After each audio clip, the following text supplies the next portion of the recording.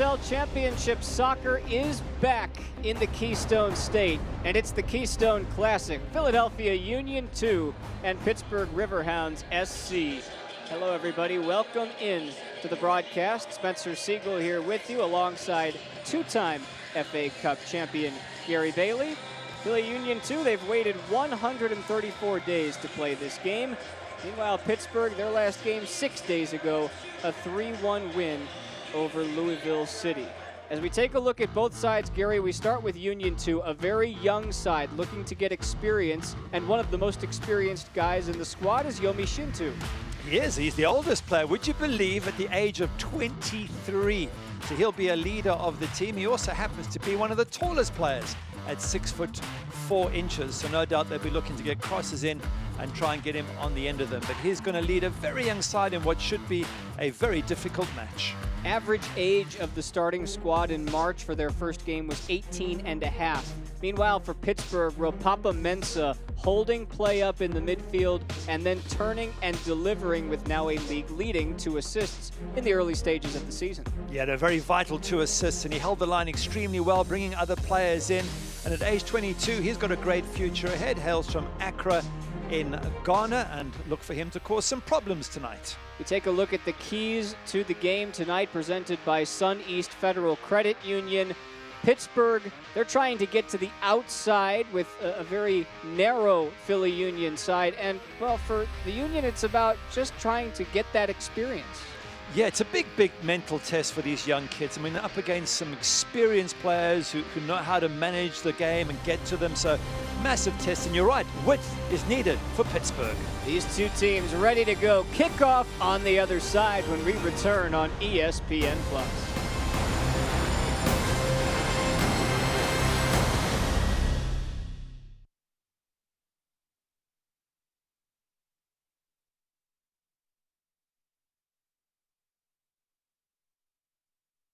Acme is bringing the fresh every day. Crispy, juicy, delicious. We're cutting fresh, so you don't have to. Slicing fresh in store. Icing, baking, and flower bouquet making. This is how we do fresh. Come and get it. Acme, the official supermarket of the Philadelphia Union. The summer of 2020 will be unusual and historic. Let us write the story together, enjoying the weather while staying safe. Wear a mask when you're outside. Keep up social distancing as we keep up our spirits. The usual destinations may not be open or may have restrictions. Conditions may change, so check websites as the summer goes on. Let us make history by enjoying the sunshine and together beating COVID-19.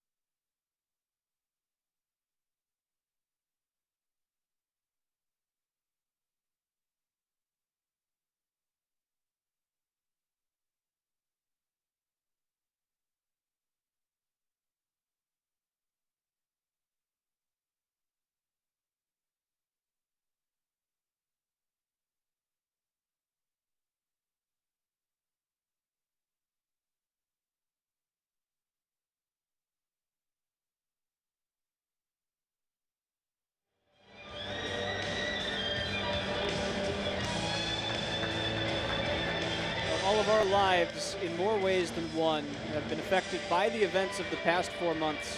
But nothing brings us a sense of normalcy, accented with passion and respect, like the joy of sport. The USL has returned, and soccer fans around the country have been waiting for these days for quite some time. Let's take a look at our starting lineups presented by Sun East Federal Credit Union. You look here, Gary, now it looks like a 4-4-2, but what they're going to do in reality is split the midfielders up 2 apiece with 2 holding mids and 2 attacking mids. it becomes a 4-2-2-2, which leaves very little width in the side and allows Pittsburgh to counter out wide. And they're going to do that with their wingbacks. Griffin on the one side, and maybe Dover. I'm not sure if Dover will play wide or James. We'll have to wait and see how they set up. Perhaps Mertz and Forbes as the two attacking midfielders, and Ropapa Mensah up front. And one image that stands true for everybody, something that we must make sure is brought to the forefront, and that is the Black Lives Matter. Union 2 getting their first action since the restart. It's been 4 months for their side. Pittsburgh riding high off of a 3-1 victory over the reigning Eastern Conference champions. Bob Lilly and his side have laid out their plans, a clear task to try and win this Group F, 5 teams in Group F. And here we go, back in action at Subaru Park.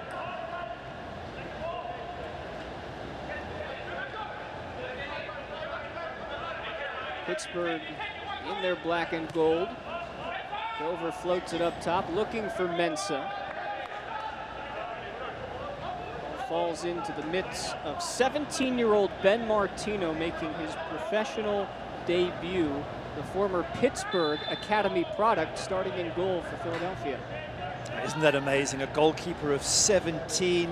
They've got players like Dante Huckabee is 17, 19, Nathan Harriel, 19, Axel Picasso, and on the bench they've got a whole bunch of 16 and 17-year-olds. It's so exciting to see Union 2 produce these young kids, and I'm sure we're looking, one of these kids one day will be a star. No doubt about that, and credit to Philly Union for producing so much wonderful talent. The average age of Union 2's starting 11 back in March against Loudoun was 18 and a half.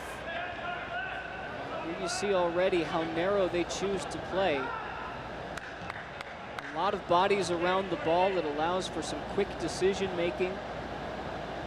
As you said at the top of the broadcast, Gary, they have a team on the other side in Pittsburgh that's so experienced, so well drilled, that those quick decisions really allow them to play without thinking.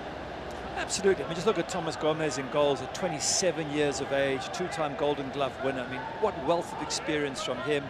Skylar Thomas is 26, Van Keizil 25. They know how to play this game. They know how to upset the youngsters. They're going to get in there, let's almost get in their face, but just hassle them, make it difficult. And it's a real test. We said one of the keys up front was for Union 2 just to be able to step up and manage their emotions, but it's going to be a big test for them against this very experienced Riverhounds team. One thing Bob Lilly pointed out in his scouting report of Philly is that they can make things happen off of restarts. Set pieces is something that he stressed, set piece defense. It'll be Zach Zandy on his 24th birthday to send this into the box.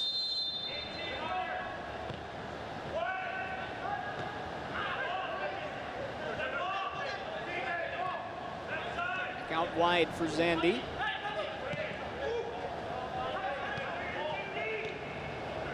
Kazo couldn't pick out Shintu. This is James. Union quick on the ball in the first couple of minutes. Yeah, very tight, isn't it? You're 100% right there. There's a lot of bodies around the ball and all hunting and chasing. Point you made a moment ago about the free kicks for Union 2 is that they have two big boys up front, and Yomi Shintu at 6'4" and Borjanen at 6'3". If you get a decent ball in and you can find the head of those two players, you've got every chance of getting a goal from the set piece. Zandy chases. Cut out though by Skylar Thomas. Thomas was waiting for the goalkeeper there, and the goalkeeper wasn't coming, and in the end, Skylar Thomas had to sort of take evasive maneuvers there. I guess we have to be fair to both teams. They're still getting to know each other. They've been sort of out for 3 months, and although Pittsburgh have 1 game under their belt, it's not a lot of time to figure out your teammates again and how to play in a pressure situation as opposed to normal training. Well, as we restart the USL, whereas most teams had played a game in March, Pittsburgh had not. They got their first game, their season opener, on Sunday. But this is a different set of circumstances for everybody. And when it comes to the restarts, we really don't have a clear picture yet of how exactly this is going to play out in terms of what type of play we can expect, in terms of the number of goals, the defense, the tactical skill. Well, one thing you can be certain of is it's a sprint. It's just no marathon. Like a normal season, you can look ahead to a whole ton of games coming your way. You lose one, you can make it up. This is a sprint. You either finish in the top 2 of this group, or that's your season done. You've got, what is it, 16 games to achieve that. So you haven't got time to figure things out. You've got to get 3 points on the board every time you play, if possible. That's got to be your mentality, and it's certainly the Riverhounds have been saying that's the way Bob Lilly sees it. He's saying go out there, win, win, win. That's what we have to do. Well, and if you're trying to assess the significance of each game in a 16-game season, really all you need to do is look to the NFL and think, okay, how important is each of those games to get to the playoffs? And whereas in the NFL, 1 or 2 losses can make the difference between making or missing the playoffs, the same applies to every team in the USL this season. Yeah, very true. I guess the sort of difference with Union 2 is that they probably don't see success coming in terms of wins. They see success in terms of graduating players to the senior team, which they have done. Of course, Matty Free's not available, the goalkeeper, hence Ben Martino coming in at the age of 17. So slightly different objectives. No help in the corner.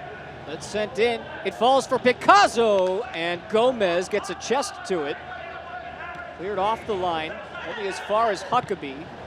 Blocked by Forbes. And Ropapa Mensah picks it up before he's cut out by Tope. That was a good effort there. Picasso was allowed a little bit of space in the 6-yard box. The keeper making a decent save from that. But that's got to go down as a good opportunity for Union 2.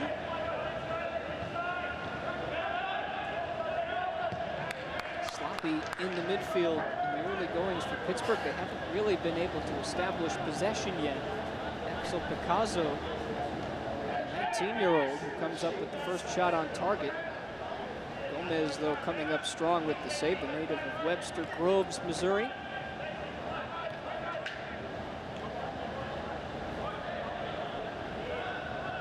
Something that Sven Gartung, the manager for Union 2, stressed to us when we spoke to him was that graduation element, in that it's already come to fruition for a handful of players who are down in Orlando playing for the senior squad. Jack DeVries, one of them, who made his debut during the MLS's back tournament.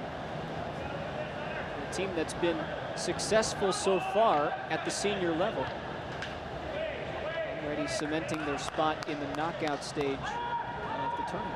And I think that's why we have to be fair to Union 2 when we look at them play and say this is a very, very young team, very inexperienced.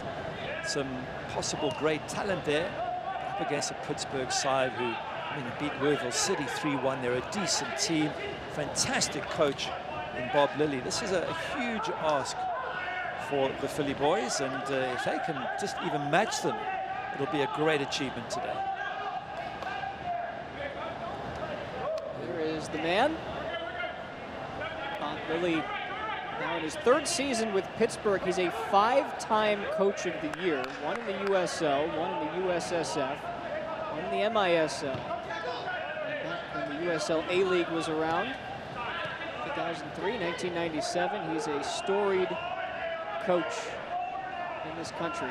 He certainly is, and Sven Gartung, the other coach from Philly Union 2, is paying him all sorts of compliments.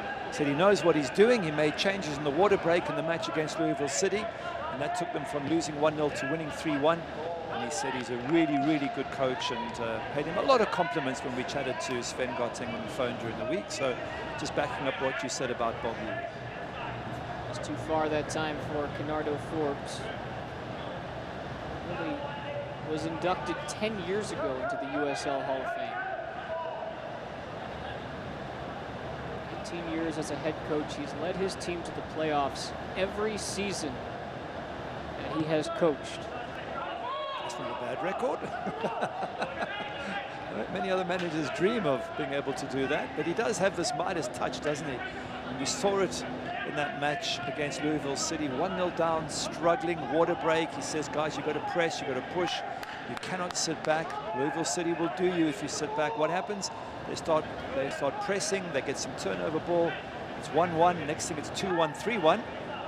And they walk away with a fantastic victory against, as we all know, what is a wonderful Louisville City team. Yeah, fell down early in that game and then got themselves a goal just before the half to knot things at 1. 30 seconds into the second half, Robbie Mertz gave Pittsburgh a lead they would not relinquish. So deep by Dover. Ensa chases, but it falls to Martino.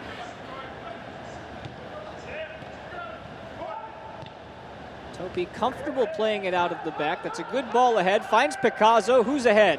In by himself. Picasso on his right foot, and it slides past the outstretched hands of Gomez for a goal kick. It's a good opportunity. You can see he's having a few words with himself. His pace gets him away. It's a lovely through ball, by the way. Fantastic. His pace gets him away. He goes a little bit wide and then sort of stumbles with his feet, can't quite get himself set. See, he's got it there. Have a look at his feet here. He tries to readjust just there, loses a bit of momentum and just pulls the ball wide of the post. But again, he's had 2 good chances in the first 10 minutes. So yeah, he might have not scored, but I think Sven Gotting will be looking at that going, well, at least he's in the right place to cause problems. Very impressed with what Picasso has done so far.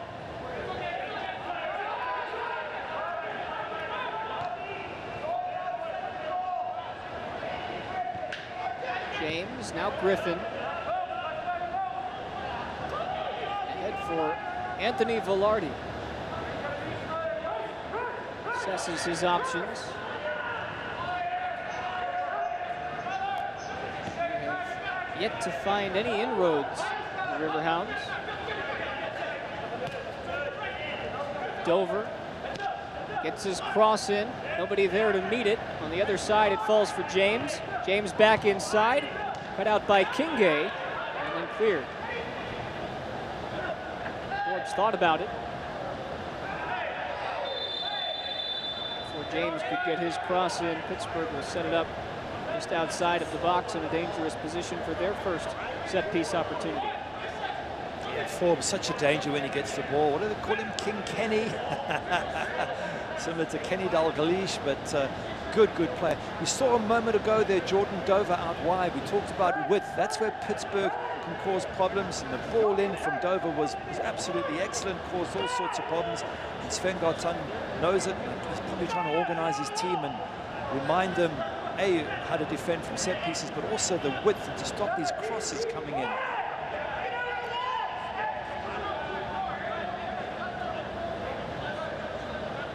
Several big bodies in the box for Pittsburgh. Trying to find the pot of gold at the end of the Kenardo Forbes rainbow.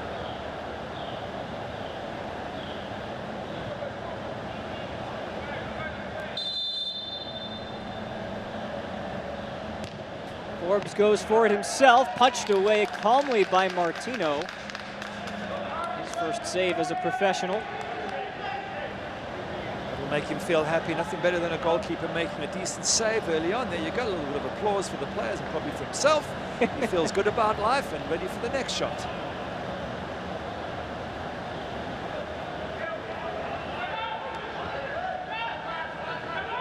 Well, you were once a 17-year-old keeper. What was that like when you made your first start as a professional? Frightening. Yeah, I made my professional debut at 17, and with these senior pros who look so much older than you, and I was playing in the first division then, and it's It's sure, you've got to take a deep breath, but you've got to focus on what you can do. You've got the skills. You know that you might be a young kid, but you know how to catch a ball, you know how to dive. You've got to do what you're there to do, and that's what young Ben Martino has done so far. He's made a good save. Doesn't matter about age, just do what you've been practicing every week and you'll be fine. Mentioned he came up through the Riverhounds Academy. I don't think you could have written this script any better for him to make his professional debut against Pittsburgh. If you were to add that script to the end of the game, if he could be on the winning side against Pittsburgh and have kept a clean sheet, that will take the script one stage further.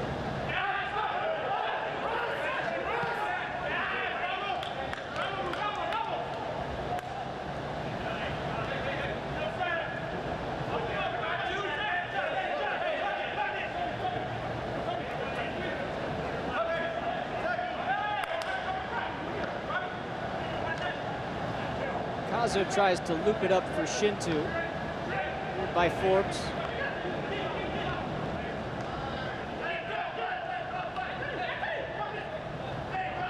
Velarde tripped up.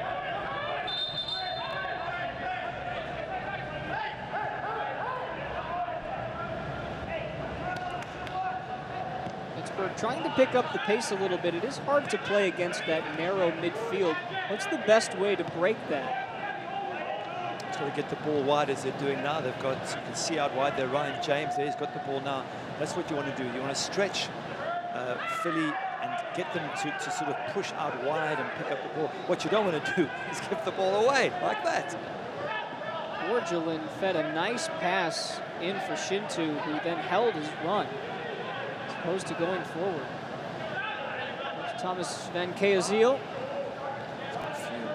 Bad giveaways by the Riverhounds, and right in the center there in their own half, and they've had their pocket picked, and then balls have been knocked right through the middle that have caused them some trouble. They're going to have to be a little bit more careful with their passing around their own half, because certainly they could get themselves into trouble if the ball gets turned over close to their defense. So something for the Riverhounds to improve on as the game goes on. Flag went up against Mensa.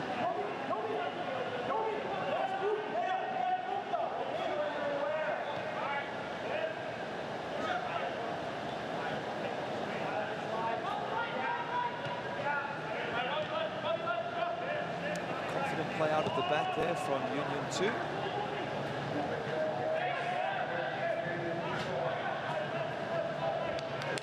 James had his pocket picked.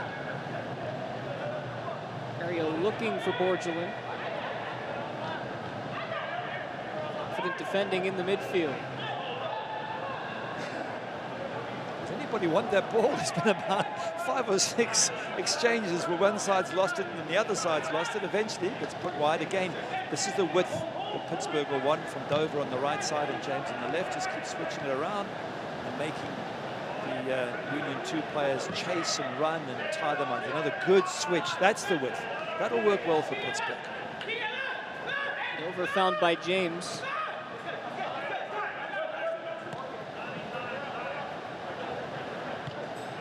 So far, it's been a patient Pittsburgh approach. They've grown into this game in the first 15 minutes.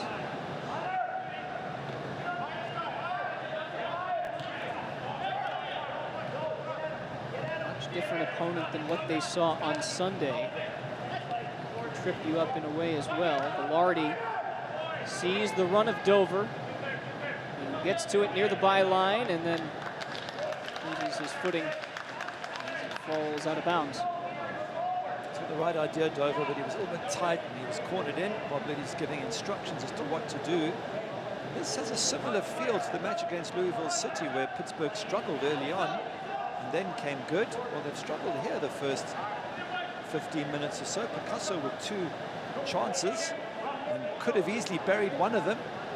Sven Gartlang will know that he needs to get this young man, Axel Picasso, on the ball once again, because it has caused Pittsburgh defense all sorts of problems. It was the new head man for Union 2, Gartlang. German named the club's 2nd head coach back in February, took over for Brendan Burke, who coached the then Bethlehem Steel in the club's first 4 years. In Burke is still with the organization. He moved into the head of recruitment operations role. And surprisingly, or perhaps maybe not so surprisingly, I'm not too sure. When I asked Gartung about the conversations that he may have had with Burke, considering he's still, well, hold on, let's take a look as James just too wide on the pass from Mertz. When I asked him about his conversations, he said he doesn't talk with Brendan Burke, despite the fact that he's still with the organization. In fact, Burke now works predominantly with the first team on his head of recruitment.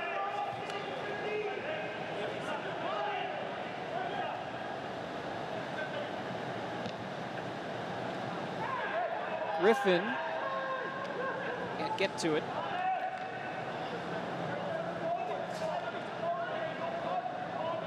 Lots of appealing going on to the referee from players on both sides. In the end, just a clash of bodies, but you get the sense that the Riverhounds are just beginning to control things now. They're getting lots of width, they're getting more possession, they're beginning to probe around the box. If you're a Union 2 fan, you're beginning to think, well, we need to get on that ball a bit more. We need to try and create opportunities like we did the first 10 minutes.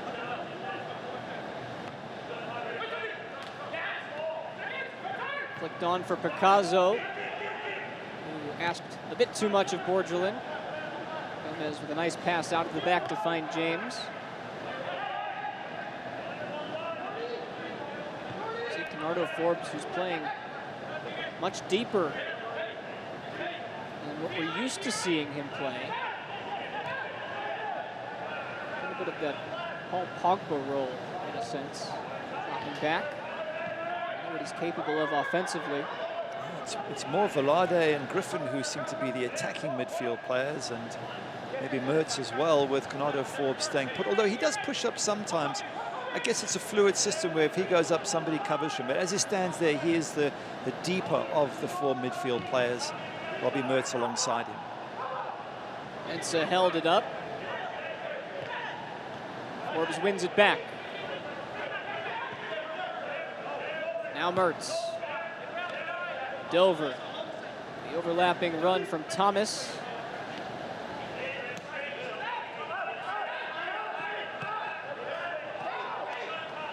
Forbes turns, sees the run of Velarde, and I think he was onside. I did not see the flag raised. First touch let him down. He's going to want that one again if he was onside, because he was through. He just needed a good first touch, and that was an almost certain goal.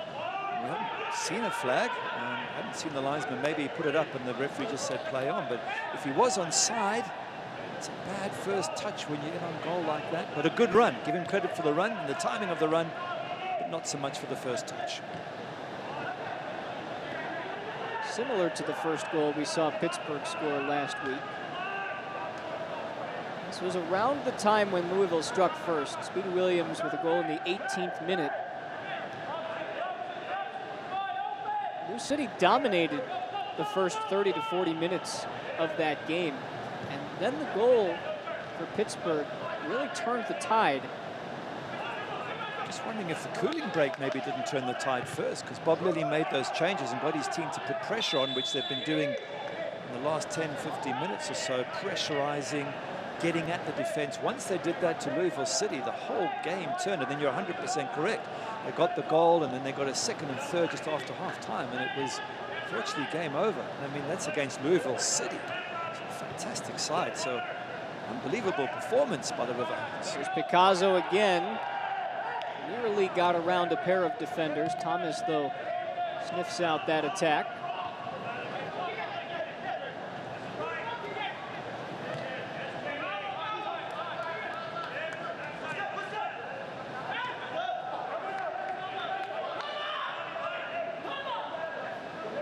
Two teams that, if you go back to last year into this season, have been heading in the opposite direction as far as results go. Pittsburgh finished last year on, with the exception of course, their Eastern Conference final game, the run of all runs. Perhaps maybe Phoenix Rising notwithstanding, but they won their last 5 games on the road. They were unbeaten in their last 12 road games, 9 wins, 3 draws. They suffered a 5-0 loss at North Carolina last August. After that loss, Pittsburgh went to go on and outscore their opponents 22-2 prior to the Lou City playoff loss. Wow, this is some run. They had a stretch of 698 minutes, that's over 9 games, without allowing a goal. Incredible. Brilliant, absolutely brilliant. And then they don't win it. Such a pity. But I guess Phoenix will say they had a great run and they didn't win it either. So it's all about peaking at exactly the right time. Leonardo Forbes floats one to the box. Martino lets it fly. I've seen better crosses from King Kenny than that one, that's for certain. Totally mishits that. But he does pull the strings, doesn't he? He's deep, and then he's out wide on the right. Yep, hand goes up and says, sorry guys, that wasn't the best of crosses. They seem to be getting a decent stranglehold on this game, Pittsburgh, and just wondering what Union 2 can do to get themselves into that other half and start probing at that back four of Pittsburgh, or back three, I should say.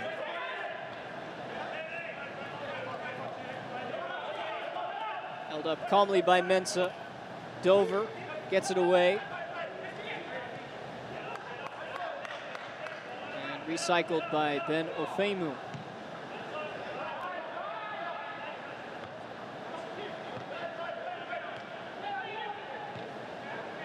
It gets very tiring now if you're Union 2 and you keep giving the ball away. The keeper knocks it out, Pittsburgh win it. They get it in midfield, they lose it, knock it long, Pittsburgh have it. If they're ever chasing, which is fine for the first half, but the second half, especially in the middle of summer, you're going to get some tired legs. And of course, these teams are not 100% match fit yet, only having restarted the season. So, you know, pacing yourself is an important part of the game.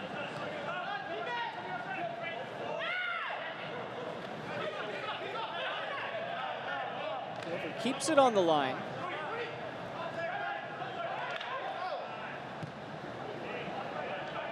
Shouldn't be too far off from our first hydration break of the evening.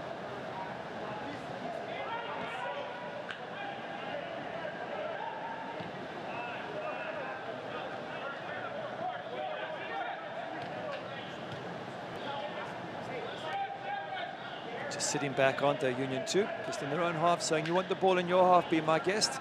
Come into our half, then we might start putting a little bit of pressure on you. Not too much as yet. There's the space for Dover.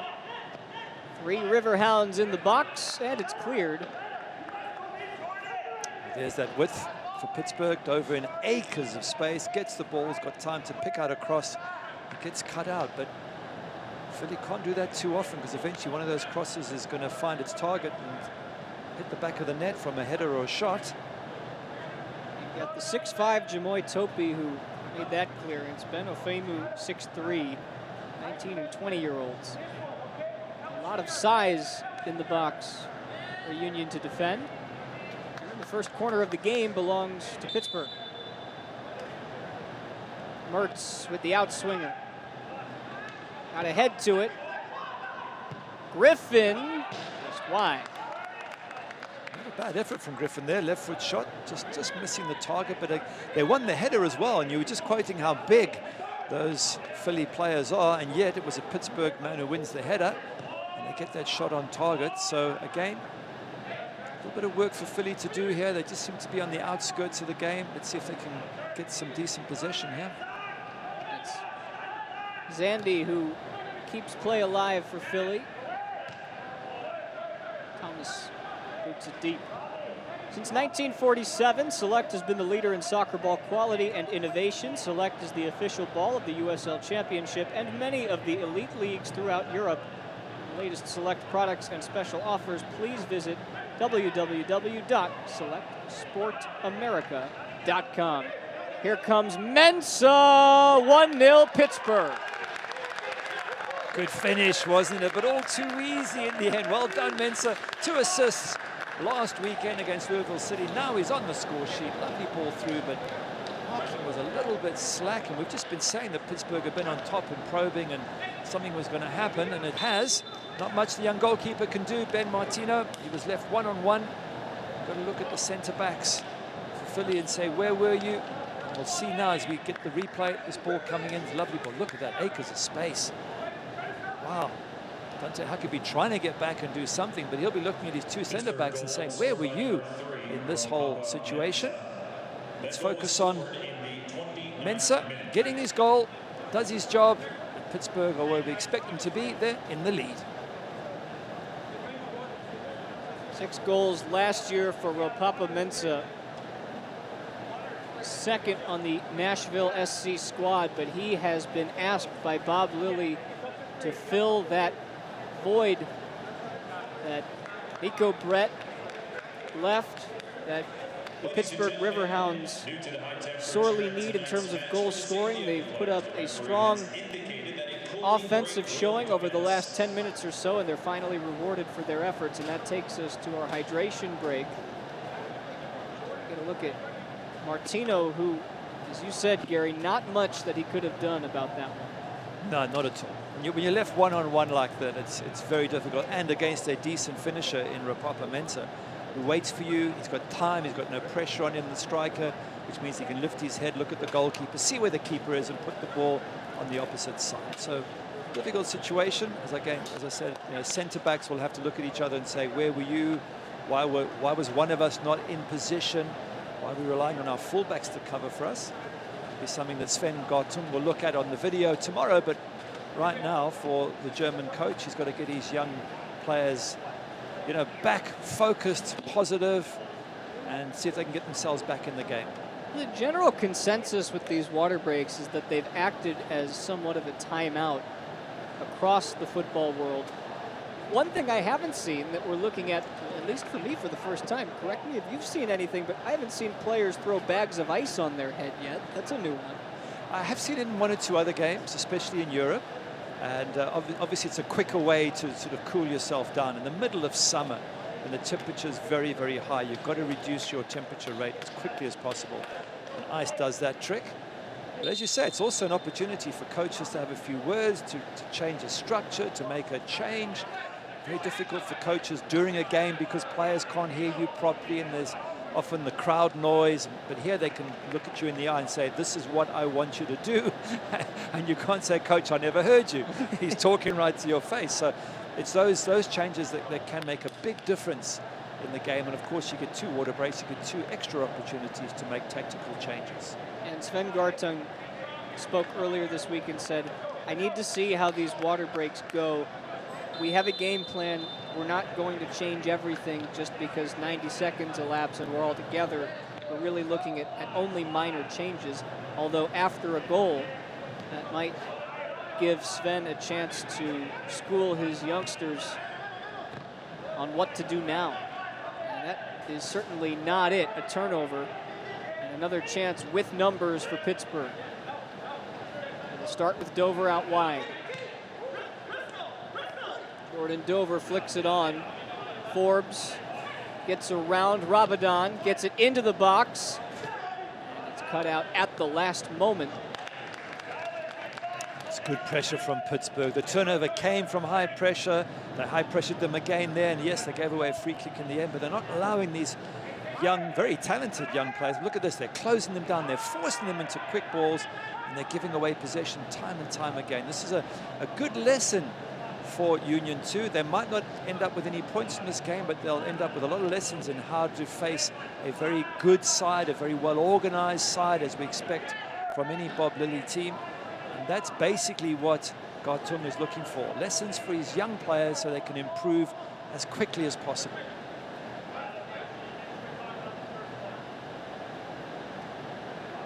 Ben Martino just looks like he just took a swim in the pool.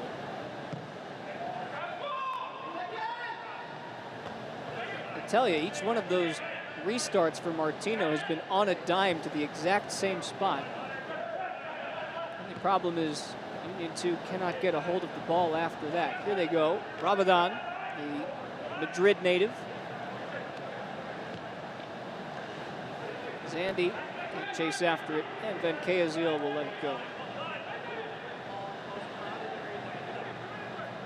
So much experience there with Thomas Gomez. Signed from St. Louis, but twice the Golden Glove winner. A wonderful goalkeeper to have behind any defense. Gives you a whole load of comfort. But you know that if there are any chances, and to be fair, in the first 10 minutes, Philly had 2 chances from Picasso. The goalkeeper was there and ready to meet them.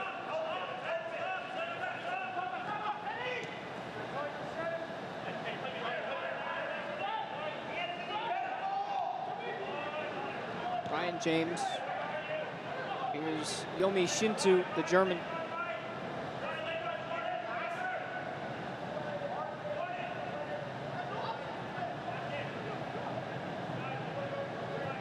Gomez, as you mentioned, with the experience that he has, the gold gloves that he's won, does it help you in that sense to be called into action so early in the game, where it brings you into the game?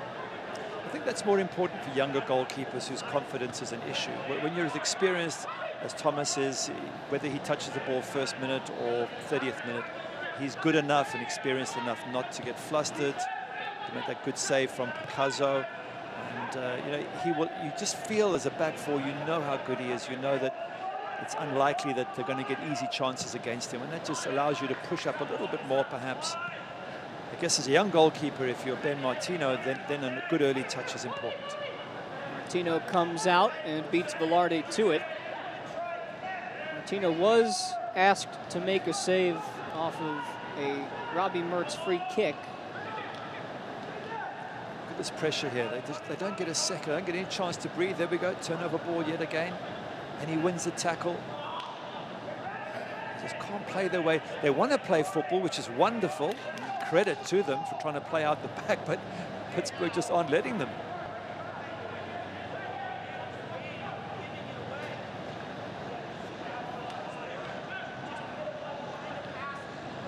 Putting that first tally on the board for the Riverhounds really changes the dynamic in terms of the mindset now of where these Union players go chasing the game.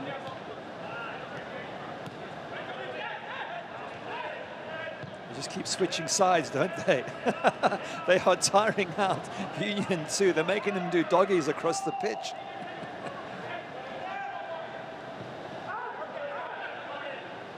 There we go again. It's just gone from side to side.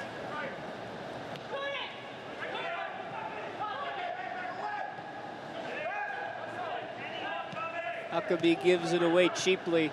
Dover, Mensah, now David Griffin. Now Robbie Mertz, and back for Griffin. Danny Griffin, 2-0. All too easy in the end, but a good finish from Danny Griffin, a great strike, but they were just probing the whole time, the Riverhounds. They were pushing the ball wide, spaces were opening up in that Philly defense. They just waited for the right moment. Again, I don't think there was too much that Ben Martino could do about that. I'd like to see it again, but the Riverhounds in total control of possession. When they're as good as they are and they have that amount of possession, they're going to hurt you eventually. Have a look here. Ball goes wide to Ryan James, comes back, and then have a look. With the right foot, yeah, he goes the opposite side. I think maybe the goalkeeper might have been unsighted. Maybe there was a slight deflection.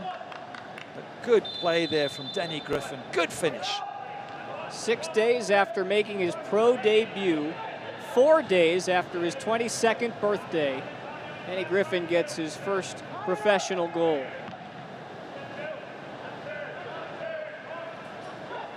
Now the halftime talk for Philly. Well, I would say that it changes, but based on what we heard from Sven Gartung, maybe it doesn't.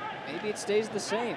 Here's an opportunity late in the first half. It's Picasso, and he's going to want that one back as well. That's his third good chance of the first half, and he sends it over the bar. Yeah, it's a decent chance, isn't it? But he's annoyed again with himself, not because he didn't score, but because he didn't hit target. If the goalkeeper makes the save, you go, well, at least I forced the keeper to do something. But when you just balloon it over the bar, that's frustrating. No doubt the coaches will talk to him tomorrow or on Monday and say, you've got to be, you'll be more on target. But in fairness to him, they've had 3 chances, Philly, and all 3 have been to Picasso. So he's in the right place at the right time, which is a good start. He's just finishing hasn't been as good as he would like. Martino asked to do a lot. And cleared just barely off the line by Ofemu as Martino breathes a sigh of relief. It's a tough ball for him to handle. It was a bad ball back, but trying to bring it down and maybe just boot the ball out of the stadium. But he nearly got punished for that, and they could have scored a third there, Riverhounds.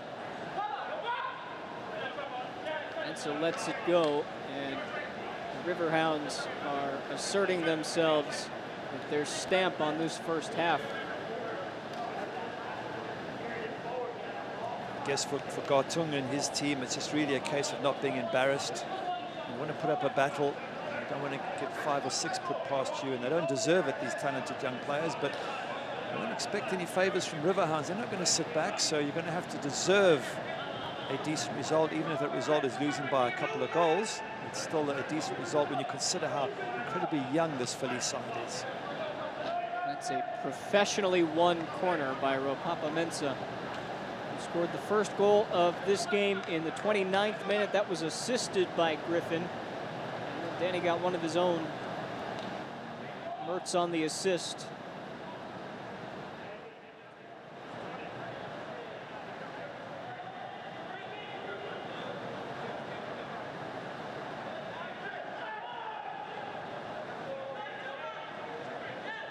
Second corner for Pittsburgh.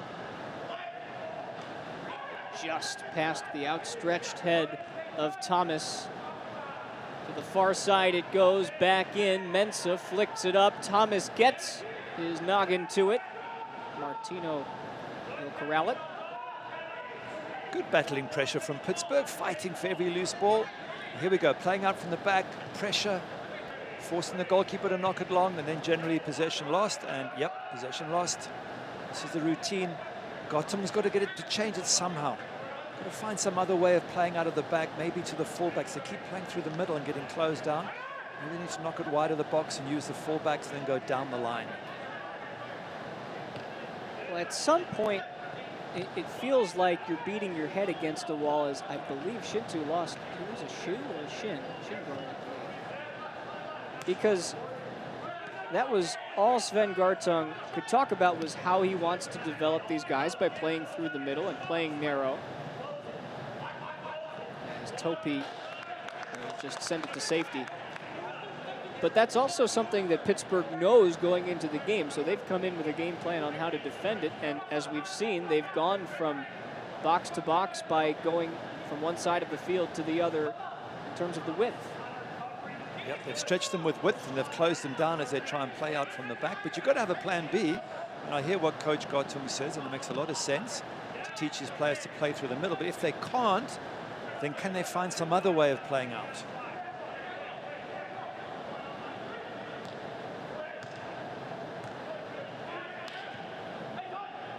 Forbes going for the spectacular, and it was quite unspectacular. It was. I think he'd rather not mention that. Yeah, he's saying to himself, not my best.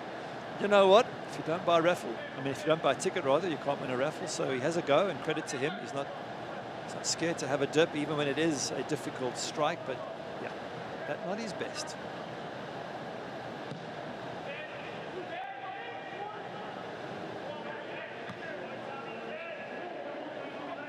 See from this picture here just how narrow Philly has been playing. At least on the restart. Ashworth and Kayazil has to wiggle out of trouble, and does. Dover ahead for Mensah. Ropapa Mensah with options, drops it back. Cleared comfortably. Wow.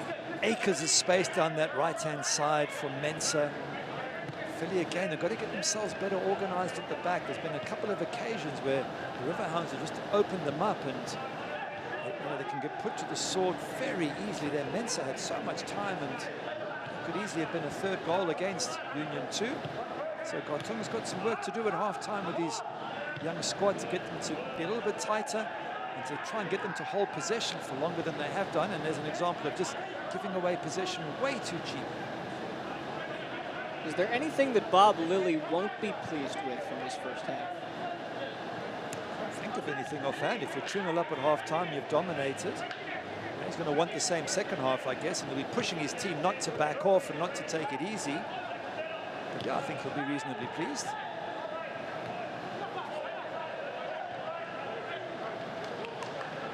Union 2 just stuck between the rock, the hard place, and the Riverhounds at this point.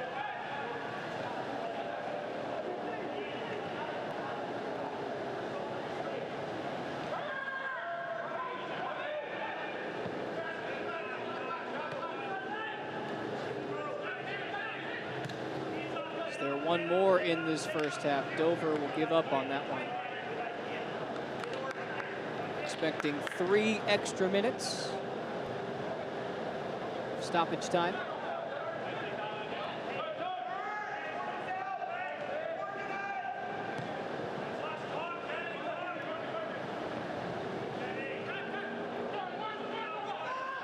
Mensa again. Drops it back. Dover with a pendulum into the box. Finds James's head.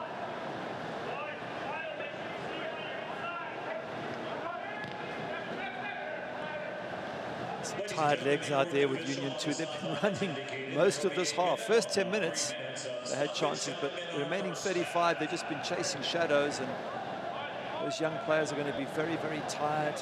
You see already their shoulders are drooping. Look at that close up there, breathing heavily, and they've got another 45 minutes still to come. So going to be some substitutions, I would guess, in the second half to get some fresh legs on for Philly. 5 substitutions this season in the USL, which, if you're new to the USL, that's something that was actually the case as far as recently as 2017, until they went back to the standard 3 subs. Mertz, the trigger man. Martino tries to punch it away, like it knocked off one of the Union players' heads.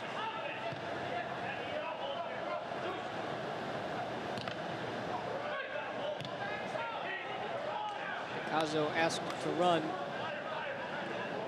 It's too far for him. That's a pity. He was in a good situation there, one-on-one at the back. If it was a decent ball, he might have been through yet again. If you're Sven Gartung, those 5 substitutions, again, if you've been following the sport this summer, it's within a span of 3 windows to make those substitutions, not counting halftime. Mensa scoots around the defender Topi and was shoved. Not enough to warrant a penalty, though. Topi at 6'5" or thereabouts is going to have the advantage in strength and length. Here we go. Sandy tried to slip it through, couldn't win it back. A little glimmer of hope for Philly fans in the last couple of minutes. They've had a few little half opportunities, which we haven't seen for the last 20 minutes or so. So at least they've still got the confidence to try and get at that Pittsburgh back 3.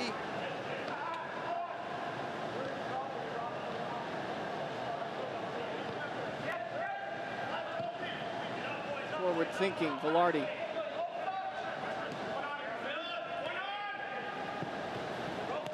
Griffin, the second goal scorer.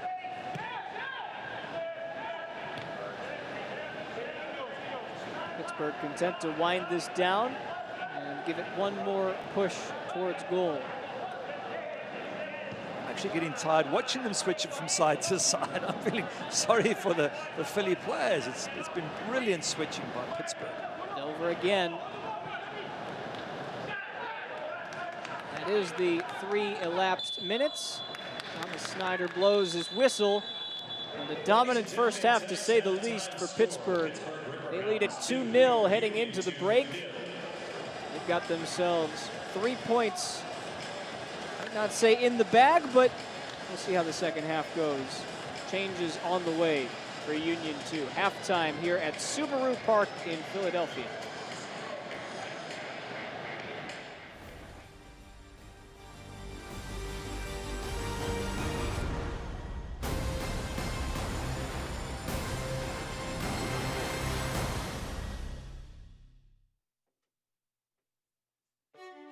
The summer of 2020 will be unusual and together, enjoying the weather while staying safe. Wear a mask when you're outside. Keep up social distancing as we keep up our spirits. The usual destinations may not be open or may have restrictions. Conditions may change, so check websites as the summer goes on. Let us make history by enjoying the sunshine and together beating COVID-19. Acme is bringing the fresh every day. Crispy, juicy, delicious. We're cutting fresh, so you don't have to. Slicing fresh in-store. Icing, baking, and flower bouquet making. This is how we do fresh. Come and get it. Acme, the official supermarket of the Philadelphia Union. For everyone who has ever brought home Entenmann's Little Bites muffins, you're probably quite familiar with the Happy Dance. Maybe it's because they're made with real ingredients like blueberries, bananas, strawberries, and no high fructose corn syrup. Or is it because they're always baked moist and delicious? The answer is all of the above. Entenmann's Little Bites muffins, the perfect portion of happiness. And be sure to try new Entenmann's Little Bites soft-baked chocolate chip cookies.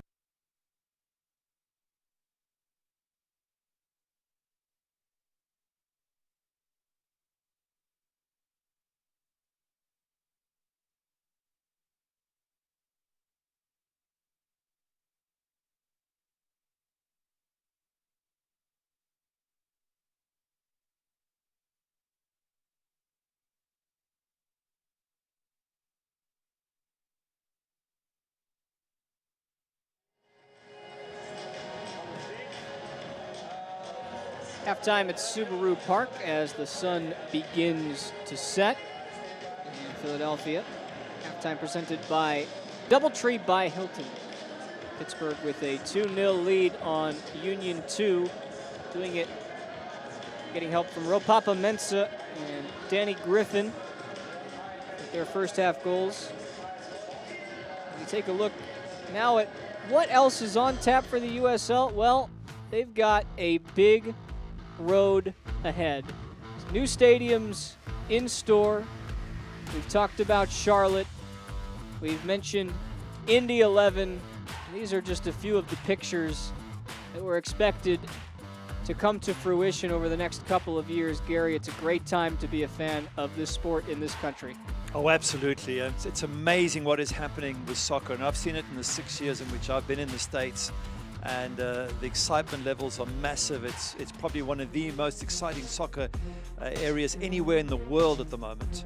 Took a look at Lynn Family Stadium on Sunday. They actually had about 5,000 fans in attendance, 1/6 capacity. And for Colorado Springs, OKC, these potential stadiums energize the communities. San Diego, just mentioned recently, and you've got a chance not just to become a perennial team in your own city, but make your mark on the league as well. Halftime here, we will bring it on back shortly, give you some news and notes from around the league and everything else going on in the USL, including what's going on tonight.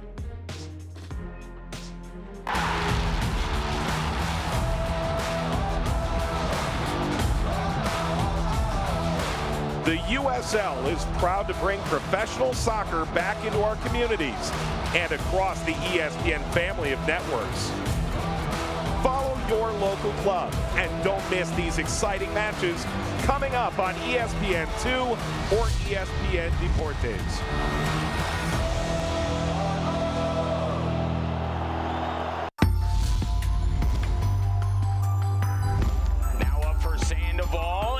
Saved by Sean Melvin, and now a strike in there goes in for a goal. Here's Jackson Conway, first chance, and buried for Atlanta. Sante going for goal, what a strike! Catching Romero off his line.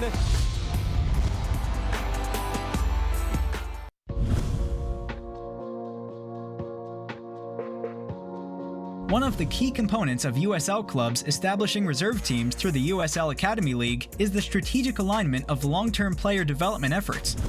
As opposed to the scholastic calendar that traditional youth leagues typically follow, and in an effort to further drive vertical integration, the USL Academy League will be the first pre-professional league to align with the American professional soccer calendar.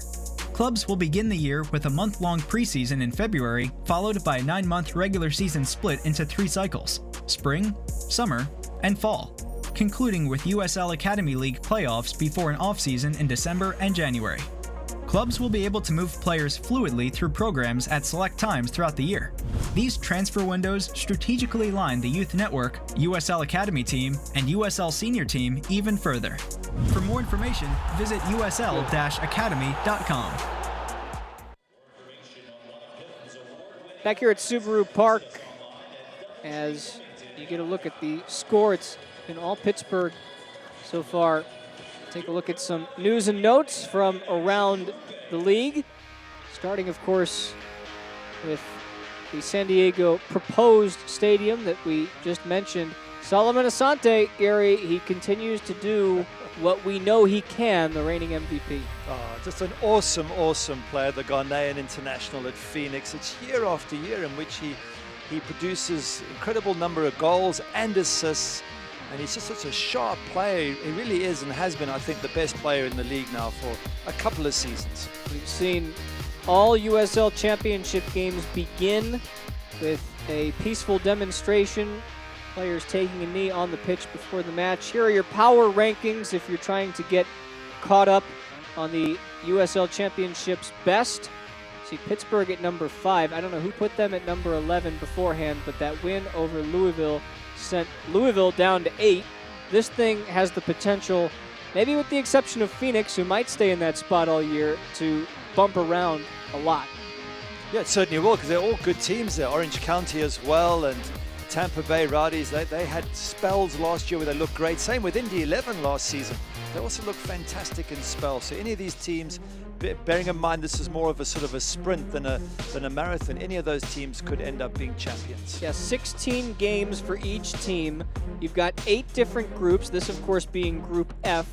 3 points for a win, 1 point for a draw. The top 2 teams from each group will advance to a 16-team playoff that starts in mid to late October, and then we'll play the traditional playoff elimination format from there.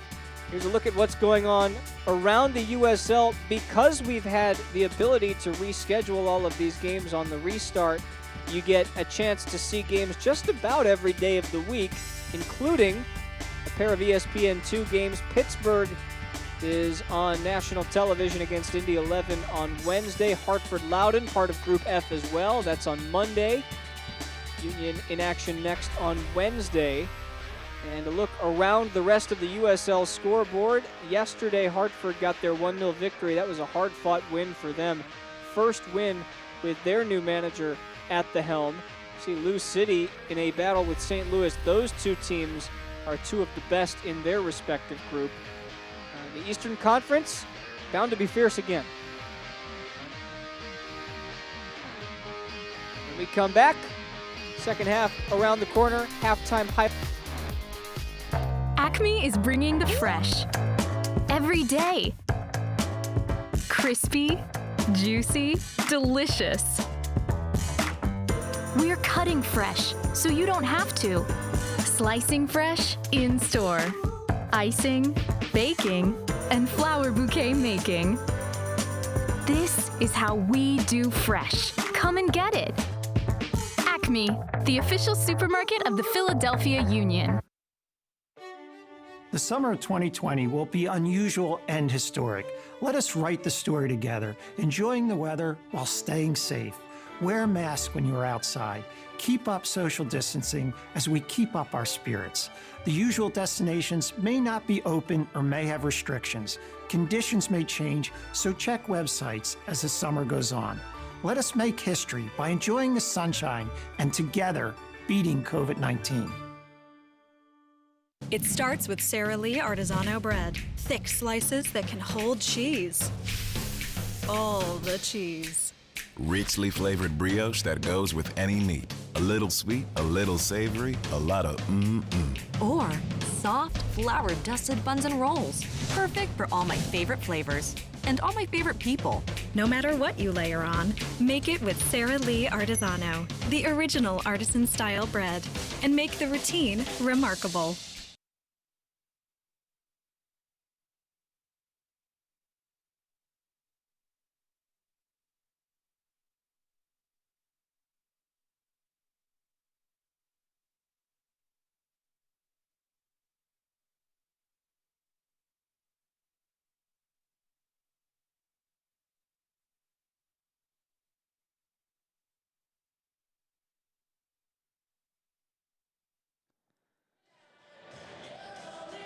Let's take a look at some of the highlights from the first half of a 2-0 Pittsburgh lead.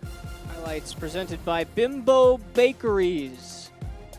Early chances for Union 2. This one by Axel Picasso. Nice save by Gomez. It's a good save. The goalkeeper stands big and strong. Nice ball in. Picasso does well to take it down and hit it in one go. It knocks it into the ground, which takes a little bit of pace off the ball. And then Picasso was in again, and you said it at the time, just got caught under his feet. It did a little bit. I mean, he really should have done better. He does great to get in this position. Beautiful ball to him. And just about now, he takes a double step, and it just puts him off his run. Those were the two chances for Philly early in the game to give them the lead. This was a nice save by Ben Martino off of the set piece, and then Pittsburgh came through. Griffin to Mensah. Yeah, all too easy in the end. A big gaping hole in the middle of that defense. Lovely ball from Griffin. And Mensah just waits for the keeper. Nothing that young Ben Martino could do. Mensah just chips the ball over him. Griffin delivers his first professional assist and then says, you know what? I want to score a goal too. So he gets it onto his right foot and tucks it home. Now that is a very good finish, because as it comes on his right foot, you think he's going to the goalkeeper's left. And he does, and he hooks it back. Have a look, he hooks it back the other way. Maybe just through a forest of legs. Difficult for young Martino to see the ball. Halftime statistics presented by Sun East Federal Credit Union. And yeah, that about tells the tale. Couple of shots for Philly. Got one of them on target, but it's all Pittsburgh, all possession, all the time. Yeah, there's total domination towards the end of that first half. They were just probing on the edge of the box. Makes you worried for the second half for Philadelphia Union too, because Pittsburgh were way on top of them. They're going to have to fight back, these youngsters, if they're to avoid a big defeat. You've got 5 substitutions at your disposal. 3 windows, not counting the halftime window to do so. And from what we've been told, Sven Gartung will indeed be making those substitutions. Less so from a tactical perspective, more so for getting his players the experience that we would like them to. So when we come back the second half, or I should beg your pardon, I should say we got the second half now. And for Union 2, looks like a change is in order. We wait to see it. They have a bunch of young kids on the bench, 17-year-olds, 16-year-olds, and 18-year-old. And Sven Gartung's speaking to us during the week, saying that he didn't want to give the youngsters too much time because he wants to sort of blend them in very gradually, as he doesn't want to sort of put them under too much pressure. But I think already he's bringing on a couple of 16 and 17-year-olds. So that's it. You get thrown into the deep end, and let's see if they can swim. The substitutions are coming hard and fast, 3 of them to be exact, and we'll get them all for you. It looks like they're making 4.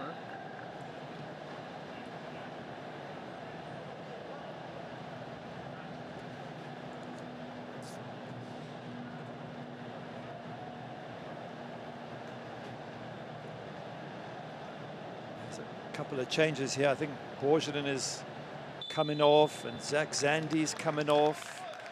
Wow, Jamoy Topi's coming off. Trying to keep up here. 4 substitutions. Who's left on the pitch? We'll leave them 1, and this is what happens when you go to 5 substitutions. It is a free-for-all.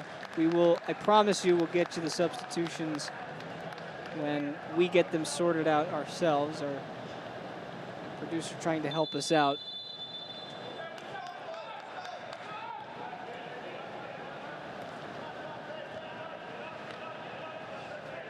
So it starts with Yomi Shintu, who takes a seat on the bench. And he is replaced. It'll be Quinn Sullivan for Shintu at the top. Well, he's just 16 years of age, Quinn Sullivan. So, wow, we are seeing a very, very young team against this wonderful Riverhounds side. So I just wish these youngsters all the best. And hey, if you're going to learn to be a professional player, well, if you get thrown in the deep end, this is all about how you can swim, how you can stand up to the physical nature of it and the mental nature of it. So a good test for these young kids. Jack Jasinski is a young guy as well. He's 16. He's the youngest player on the squad, along with Sullivan, who turned 16 in March.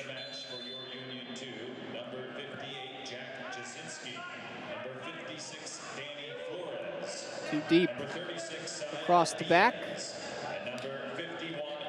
So you've got Sullivan for Shintu. Jasinski comes in for Jamoy Topi.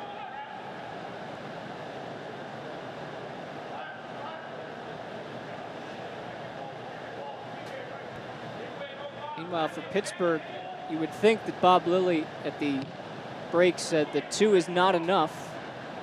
They'll be hunting for more. They certainly will do, and probably will get more, especially with the fact that even younger players have come on the pitch.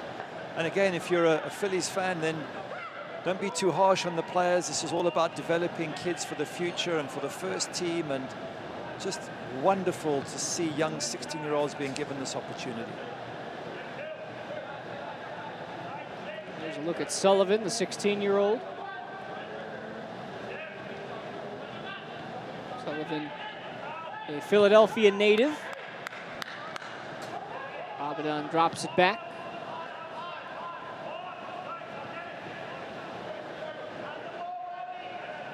Just wonder if from Sven Gartun's point of view, this is a little bit of a slap on the wrist for one or two of the players, such as Zandi, who you expect a lot from, and Shintu is one of the more senior players. Maybe he sort of feels they haven't done as much as they should have done first half. I'm not sure if that's one of the reasons, or whether he just wants to give these young players a run out.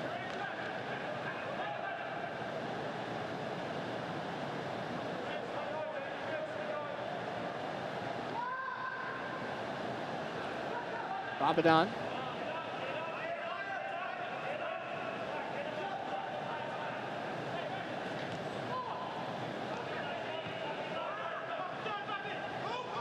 One by Mertz.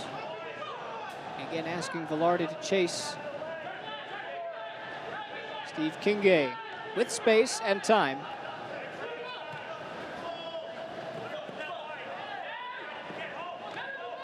Ashworth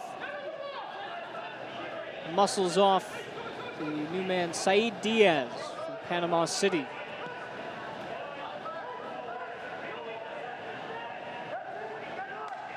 So Union 2 going with an entirely new look up top with Diaz and Luis Flores, number 56, on your screen.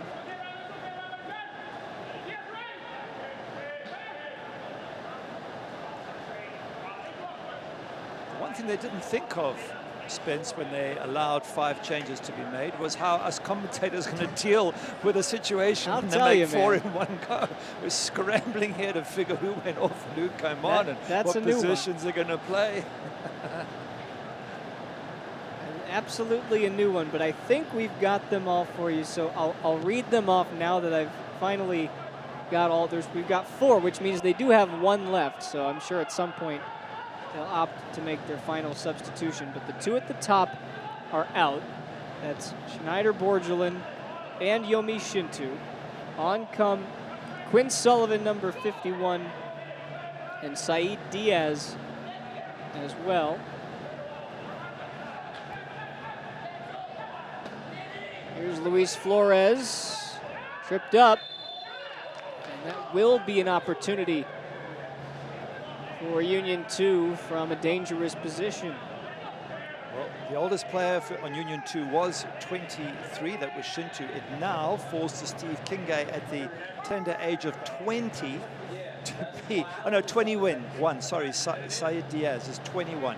He is now officially the oldest player on this Philadelphia side. Wonderful to see, fantastic. All these young talent with great futures ahead of them.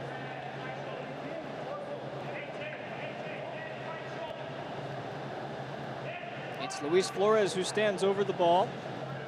Native of Half Moon Bay, California. Curls it in just over the outstretched head of Dante Huckabee.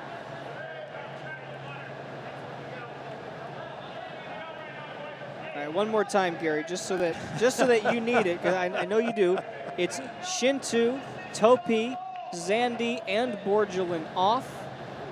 And on comes Said Diaz, Quinn Sullivan, Luis Flores, and the 16-year-old Jack Jasinski.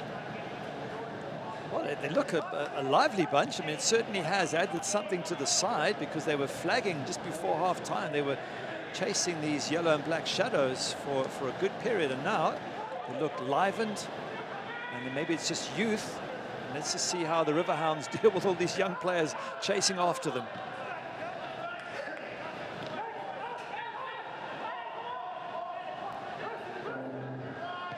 Although we've mentioned that this game is firmly in the grasp for Pittsburgh, the next goal does potentially swing the game in either team's direction and give Union an opportunity to breathe life. Cross into the box, Mensah. It's flicked away by Nathan Harriel. Good defensive effort from the young right back. That was a good header from Nathan Harriel. There was in all sorts of trouble with Mensah behind him, and he brilliantly heads it on. And in fact, Coach Sven Gartung saying this was the one player he really was looking forward to seeing a lot more of. We'd heard about him when he joined the club, and I think he just proved there why the coach was excited about him. Good defending from Nathan Harriel. Avi Mertz will take the corner once again. In by Mertz, and out again by Harriel. Good goalkeeping there from young Ben Martino. Positive, came out, grabbed it, took control of the situation.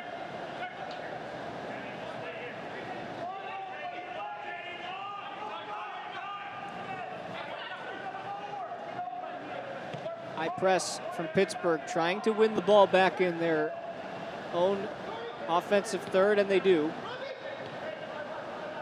Mertz swings it wide. Now Dover, flicked away by Ofemu, who's had a good game for Union 2 so far.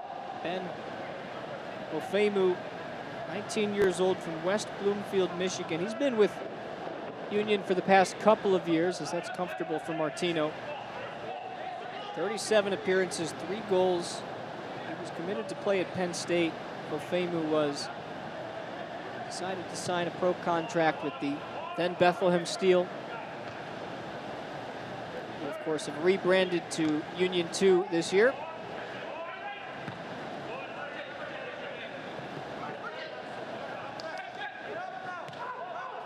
Look at this pressing now from Union 2. They've been obviously told to have a go. And look at them hurrying, putting Pittsburgh under pressure. This is very, very good to see. And I guess Coach Gartung has said, hey, if they come after you, then you go after them.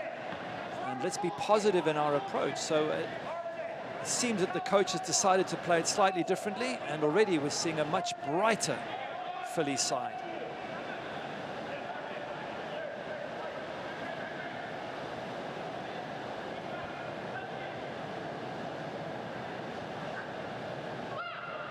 Sven Gartung, very clear in his approach with his 4-2-2-2 philosophy, essentially playing with 2 6s, 2 holding midfielders, and 2 10s, attacking mids, and then 2 9s. Get a good look at that here. Dumped off.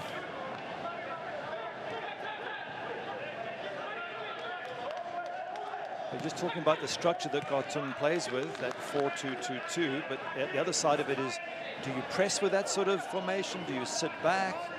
And in the first half, they seem to be defending a lot. Now they've decided to pressurize Pittsburgh, almost like going toe for toe if you're a boxer, and I love that approach.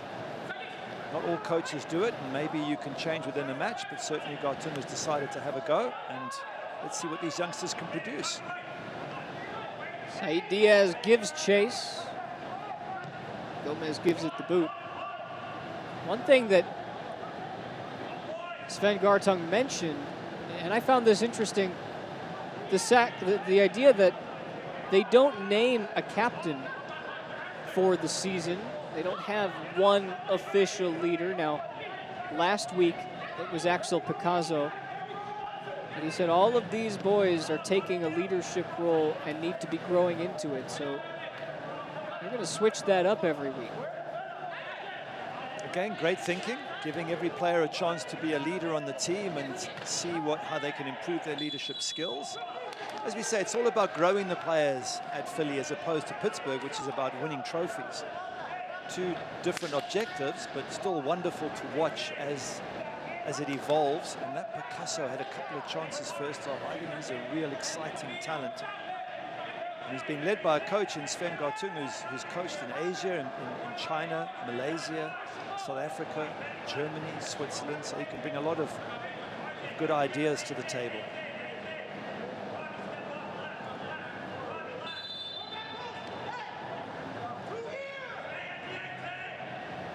Flores to send it in instead. Try it from a restart, from the training ground.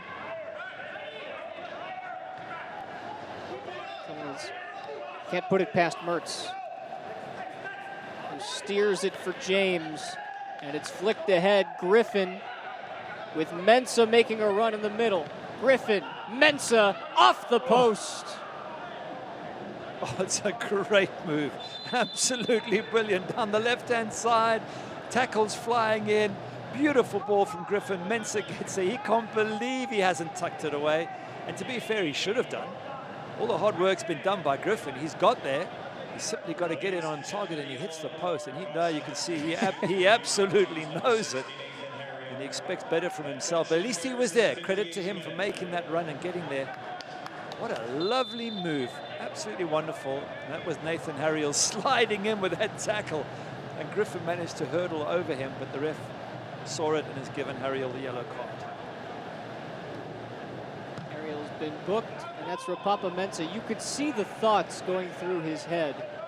I think one of them at the end was, I'm going to get a lot of opportunities to score goals this season. But he was saying before this match, I'll tell you now, wait a second. Griffin just couldn't sneak it past Harriel, who's been solid defensively despite that last miscue. Slipped in Velarde. It's 3. Anthony Velarde. Good finish, but again, way too easy through the center of that defense. It's where you've got to have the bodies. You can't allow that simple ball that was very similar to one of the goals in the first half. The first goal where one ball right through the middle and no center backs to be seen. But credit Velarde with the finish. Waits for the goalkeeper to come. Young Ben Martino can't do much, but Cisconado falls with a beautiful ball. But look at this, on your own, really? In the center of the box. And you can see the goalkeeper afterwards puts his hand up. Have a look, Ben Martino, and says, what's happening? Why am I on my own here in a one-on-one situation? Velarde notches his second goal of the season after scoring the third goal last week against Louisville. He gets the third and likely the game clincher here tonight. Seems to be indicating that he's got a bit of a groin or something and wants to be subbed out. But again, credit to Conrado Forbes as well for a beautiful through ball. And a good finish.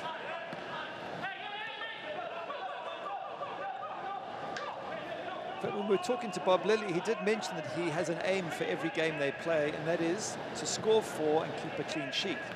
Well, he didn't quite manage that against Louisville City, or he came close, 3-1. I just wonder if he's going to achieve his ideal game here and win this 4-0.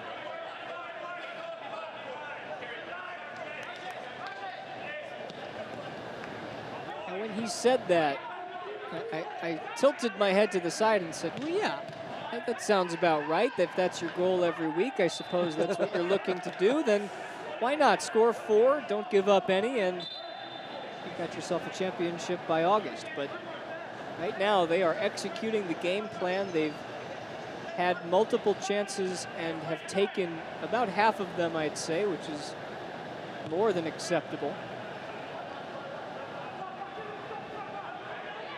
Seemingly cementing their status as the top dog in Group F. This is a very open group. If you take Pittsburgh out of it, New York Red Bulls have lost both their matches, which is a massive surprise. Loudon, you wonder what they're going to do. Hartford, so there's an outside chance that Philly can still make the playoffs. The top 2 from this group go through, if I'm not mistaken, the top 2. So it's Pittsburgh and one other. Why not be Union 2? There's a lot of games to play as Griffin, as Union 2 encircles Ashworth, Alberts, Forbes with a nifty move to dump it off for Dover into the box, headed clear.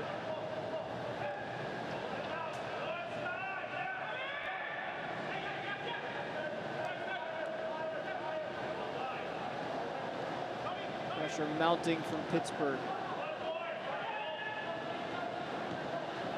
Keeping possession well, aren't they? Pittsburgh making it very difficult for Union 2 to get the ball at all. Just rotating it around as they did first half, left to right, and it's tough on the youngsters.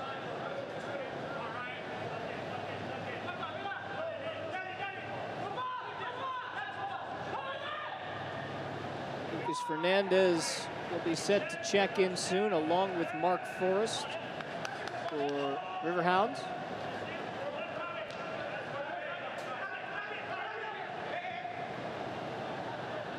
This might be the time. So Forrest on. Fernandez will come in for Velarde, the goal scorer. Pittsburgh second substitution. Leaving the match. See there, Forrest will spell Mensa for the remainder of this one. So 2 new strikers up top. These substitutions occurred in We saw Velarde just pointing to his groin or somewhere near there and saying he had an issue, so not surprising he comes off. And certainly up front, we've seen a really, really good effort from the goal scorer, Rapapa Mensah. He gets a bit of a break as well. Mensah adds to his goal tally and also provided a lot of confident play up top. He's now 1 point shy of 50 for his USL career.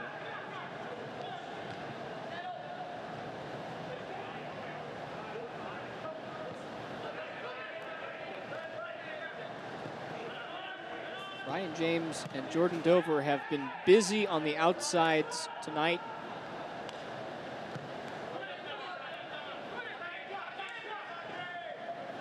Harriel winning it again, though, from James. Kinge had his pocket picked.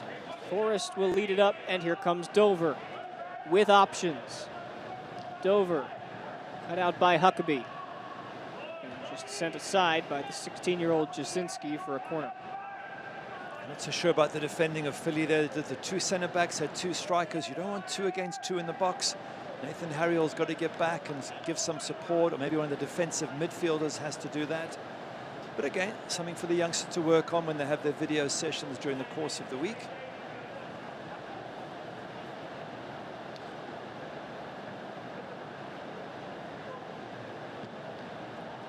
To the back post it goes, and looks like Ashworth is the guilty party. Don't miss a minute of action in 2020. Sign up today. Get alerts all year long by following your club on ESPN.com. Search for Pittsburgh or Philly, and then click on the follow button to keep up with the latest news and scores. Plus, get reminders on your team's next match. Go to ESPN.com now and click follow for your club. While we're talking about Philly and how these youngsters will grow and improve as time goes on, Sven Gottang was telling both of us when we spoke to him during the week about how he arranged a chat with Pulisic at Chelsea, who is without doubt one of the best American players I've seen for a long, long time, and how he spent time on the phone with them over an hour just to chat about getting good sleep, switching their phones off at night, resting, trying to get sleep at least 9 hours, and all the professional things which he does. And he's only 21, so he's a similar age to a lot of these Union 2 players, maybe slightly older than some of them, but the same age as some of the others. And Sven Gottang was saying how useful it was to try and explain to these young men how to be a professional soccer player. Yeah, I found a lot of good information that Union 2 actually posted to their website on some of the highlights of that call with Christian Pulisic, who is, of course, from Hershey, Pennsylvania, so trying to give some advice to those in his home state. One of the things that Pulisic said during that call was that he was tentative when he was at Dortmund, and he got to Chelsea and he told himself, he said, I just want to go out there and play without fear. Here's Forrest, cuts it inside, Forbes, back to Griffin, one more, it's flicked on, and it's 4. This time, Lucas Fernandez, the substitute, turns this one into a rout. Lovely interplay from them. Beautiful football there. Once again, Forbes pulling the strings. Griffin involved. I think he's been involved in 3 of the 4 goals. Yeah, tough on the youngster Ben Martina. Nothing he could do about that. He's been left exposed a number of times in the center of that defense. But this is such a good Riverhounds side, and these youngsters were just chasing shadows, especially when that man gets on the ball. Lovely ball in into Griffin. Great awareness to find Lucas Fernandez, and he just sticks it into the back of the net. Nothing the 17-year-old goalkeeper can do about that. And once again, to be fair, he's been let down by a few of the defenders in front of him. And now we have the perfect result so far for coach Bob Lilly. 4 goals for his side and none against. That was what he asked for. He's got it.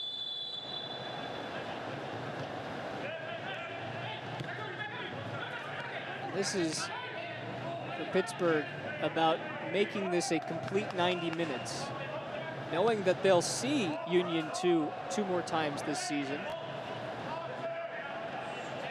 Each of the teams in Group F play each other 3 times total. So 4 teams, you play 3 times, that's 12 games, and then you've got 4 other games against teams outside of your group. For Pittsburgh, that'll mean more of a test for them. They get Indy 11 twice. They play St. Louis and then New York Red Bull 2. So tough games for them out of their group. Hungry for more.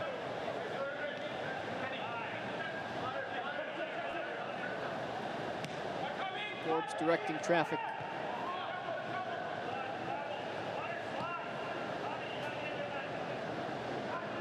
Dover to the box, headed clear by Ofemu.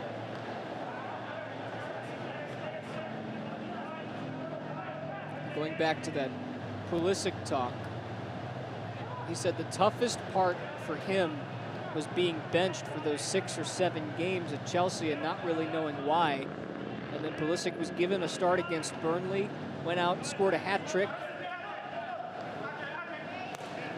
Big news across this country when an American scores a hat trick in the Premier League. And he also stressed to these guys, you never know when somebody is watching. He got picked up by the Dortmund Academy when he was playing a youth game in Turkey. Didn't know that Dortmund was there to scout. They saw him, he was playing his game, he was playing like somebody was watching. Indeed, somebody was.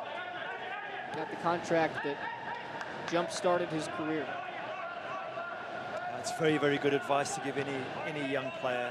Always play like someone's watching, because it helps you motivate yourself as well. If you look out at those empty stands, you might think, well, no one's here, but somebody's watching on TV, somebody important perhaps, someone who can impact your future.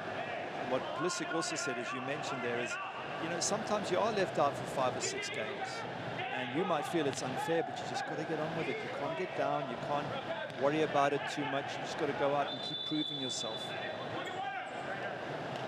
An injury in the midfield there, and they've stopped again just to make 100% sure. That's Harriel, who went down in a heap, looks to be in pain.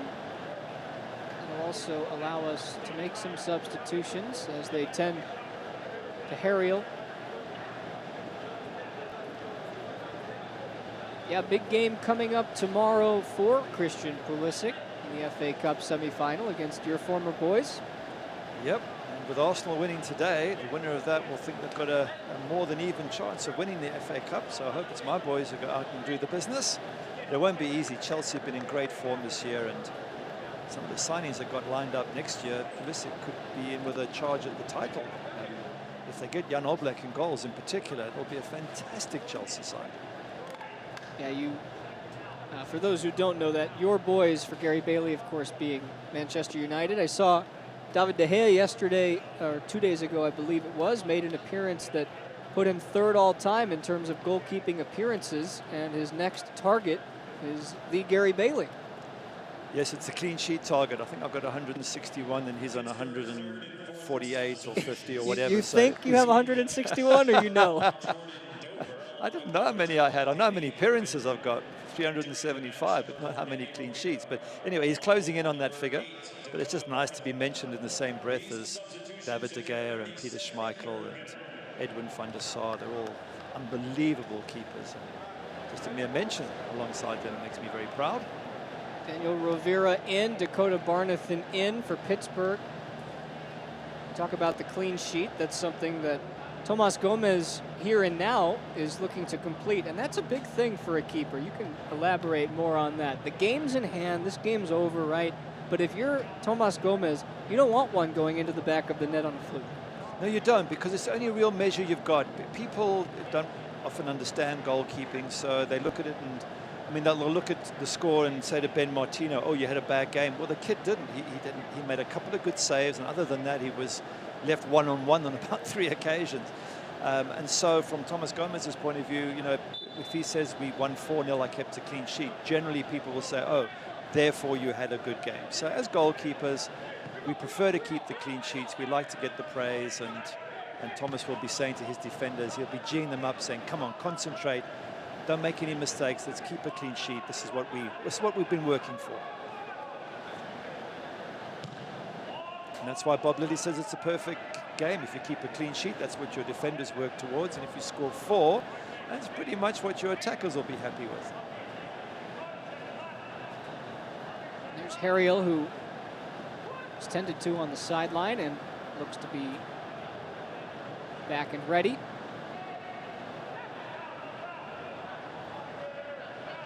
We talked about the FA Cup and the semi-final tonight and tomorrow.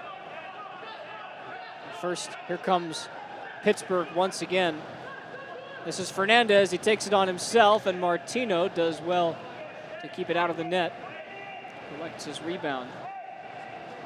Yeah, he gets his hands behind it, doesn't catch it cleanly, but he stops the shot, which is your main aim, and then he recovers very quickly to grab the loose ball.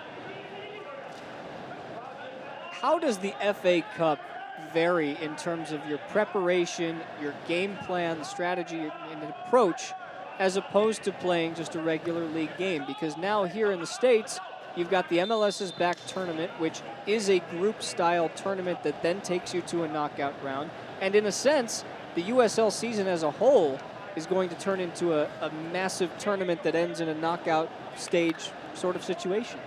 Yeah, it's about every match being a cup final, literally. When you play to win the league, you can have off days, you can recover, you're looking for consistency. But when it comes to cup football, it's every single game is absolutely vital, and one bad game and that could be it. So it's a different approach, and it's one that Bob Lilly has been telling his players. I want 3 points every match. I don't care how you see it, how you want to approach it. I want you to win every game. Easier said than done, of course. But that's what you're aiming to do.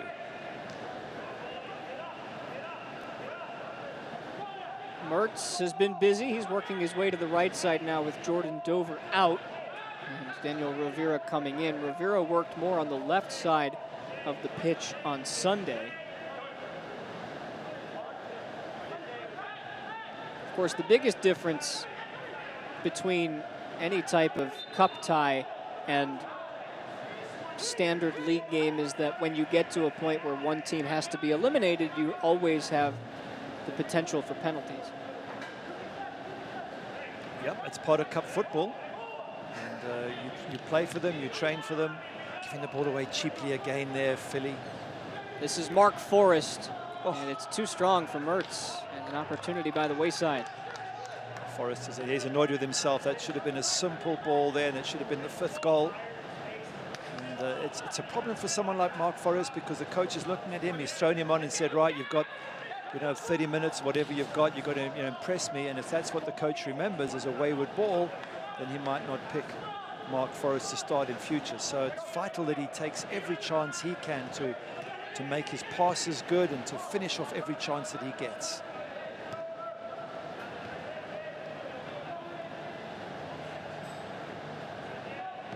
This is Rovira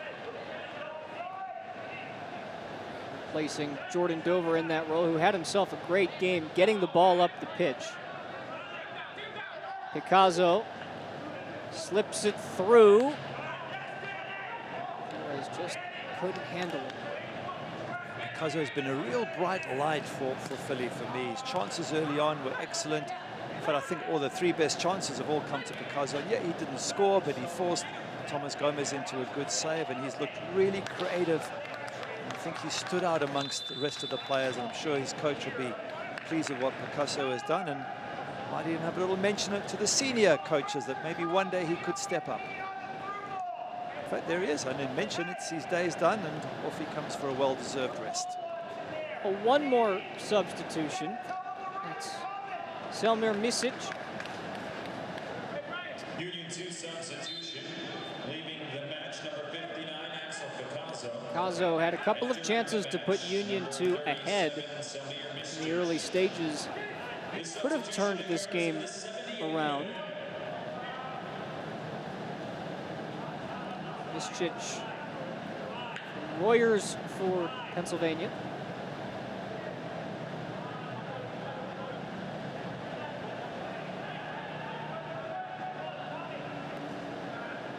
Does not get any easier for Union 2 in the early stages of this restart. Turn around and play a game on Wednesday here at Subaru Park against Red Bulls 2. And they go to Hartford, and Hartford might be a team that will surprise some this year. Got a big win against Red Bulls 2 last night. Fernandez allows Mertz to chase. Harriel boots it clear. And then Union has to go to Pittsburgh and play them again for the 2nd time in 2 weeks. Well, there's a bit of cramp, which I guess is expected. The player's not really match fit yet, and it's not like training. You've got added anxieties and pressures, and that can also affect your flow of nutrients through your body. So good to see Nathan Harriel up there after a good stretch. And they've been through a lot of other pressures again. As we were talking to Sven Gartung, he was telling us about how during COVID that all the foreign players had to stay at home, 5 of them in one apartment, not able to leave the country, and it's like United Nations. They were from all different parts of the world, and they had to sort of coexist during this COVID downtime. So there's been a lot of pressures that probably fans are unaware of that these players have had to deal with. Yeah, that was Yomi Shintu, the German, Steve Kinge from Cameroon, David Rabadan from Madrid, Said Diaz, who's from Panama, and then the Jamaican, Jamoy Topi. All 5 of them, Sven Gartung basically said these these guys, these boys are my responsibility. And he certainly took that on. And here comes Steven Dos Santos, who we did not see on Sunday. A mainstay for Pittsburgh last season. Good to see him back on the pitch. He's a good player, Steven Dos Santos. Last season, he scored some cracking goals, and he's big and he's strong and he's a wonderful target man. And you'll see even the few minutes he does play how impressive he is. 10 goals last year. He is 30 years of age, but he does provide that experience up front that Pittsburgh will need this season. Started in the USL with Rochester. That was where Bob Lilly was, of course, before Pittsburgh. Won the USL Cup in 2015. Tied for the team lead that year with 8 goals, had 2 playoff goals to boot. Big number 10 in the box. Speared into the box, and there he is, his first touch of the game. Steven Dos Santos, welcome back to the USL. I love it. I love it. He's enjoying the moment as well. Once again, tough for Ben Martino. He's putting his arms out there going, come on, guys. You're leaving me exposed here. Nothing more fun for a striker to walk on him with your first. Yeah, he's saying, sub me out. I'm done. I love it. Bit of a sense of humor there. But we were just saying what a good striker he is and how hard he is to mark. And he's big, he's strong, he's a great striker. What a good header that is. Absolutely brilliant. Climbs above them all, gets there, heads it powerfully past young Ben Martino. What he has done, he's messed up Bob Lilly's ideal scoreline of 4-0. It's now 5-0. Last season, Pittsburgh, they were undefeated, 10 wins, no losses, no draws when Steven Dos Santos scored a goal. And without overstating myself, I think that'll be 11 now in 2 seasons as Dos Santos gets onto the score sheet tonight. That's the depth that Pittsburgh have. I mean, you bring a player as good as that, and as powerful as that off the bench, against a bunch of, you know, youngsters whose average age, I guess, is around about 18 and a half, 19. It is men against boys, literally. It is literally men against boys. It's so tough for Philly, but this is what these kids need to learn. This is what will make them stronger, quicker, faster, more determined. Is defeats like this that hurt, and playing against men 30 years of age when you're 16. That's what's going to help you decide whether you're going to be a successful pro in this game or not. You've got to man up to that challenge. And to be fair, in general, they have done. Look at them, they're still positive. Union 2 still battling on, and that's a good spirit to have. Forrest, could it be 6? Mark Forrest, nice save, Martino. Good save from the young goalkeeper. He deserves that. Hasn't been at fault for any of these goals, and at least he can turn around and say, hey, had a couple of decent saves. Delighted to see him get a foot on that, but it's, with 7 minutes left, you really don't want the score to get any bigger for Philly. They don't deserve it, the young kids. And you don't want it to damage their confidence, especially a goalkeeper. Never like getting 5 or 6 put past you. It's never great for your confidence. Pittsburgh just keeps coming.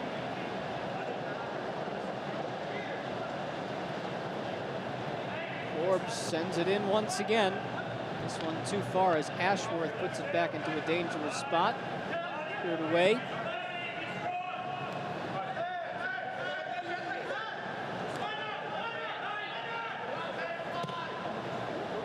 Beautiful switch of play by Ashworth to find Kenardo Forbes once again. James tried to flick it on for Dos Santos, who was all alone. Has played a consistent role in the midfield tonight for Philly.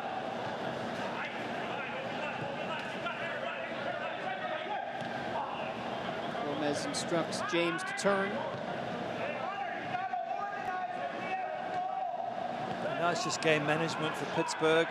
As I said, that they give the ball away, but the idea is keep possession, play the clock down. Obviously, you look for a 6th goal, but it's not a big issue. You just want to make sure that you defensively are tight, and you keep your structures, and you keep your professionalism about you. And that's basically how I assume Pittsburgh will treat the last 5 minutes or so of this game. This will give the Riverhounds a 6-game road winning streak now, dating back to last season. Perhaps more impressive, though, Pittsburgh has never won their first 2 games to start a season. Their opening game against Louisville, a 3-1 victory last Sunday, heading towards victory tonight. This is a franchise that's been around since 1999. They're going to get 6 points in their first 2 games for the first time ever.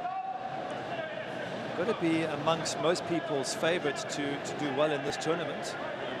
There are a number of other top-class sides, but as you say, not many in the form that Pittsburgh are in, and with the roster they have and the coach they have, you've got to put them up as one of the main favorites to come away with the silverware this season.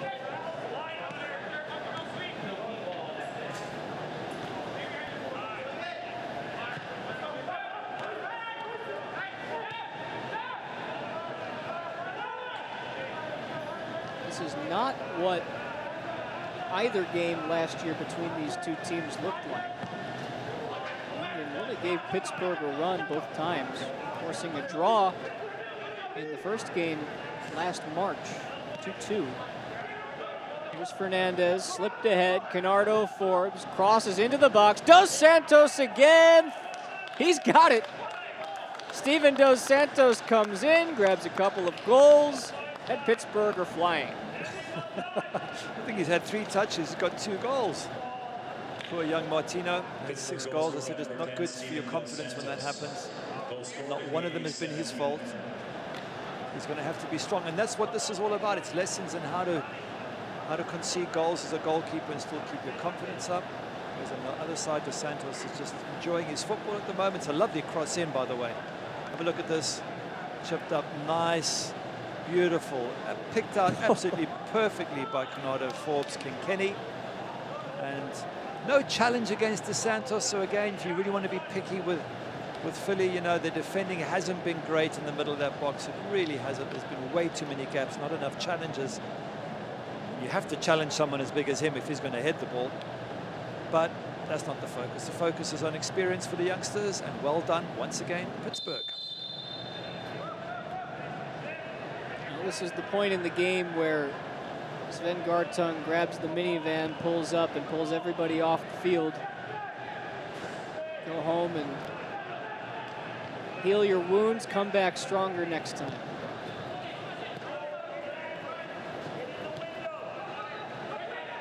They're still working. Look at them up front there, Union 2. They're still putting in graft, which is good to see.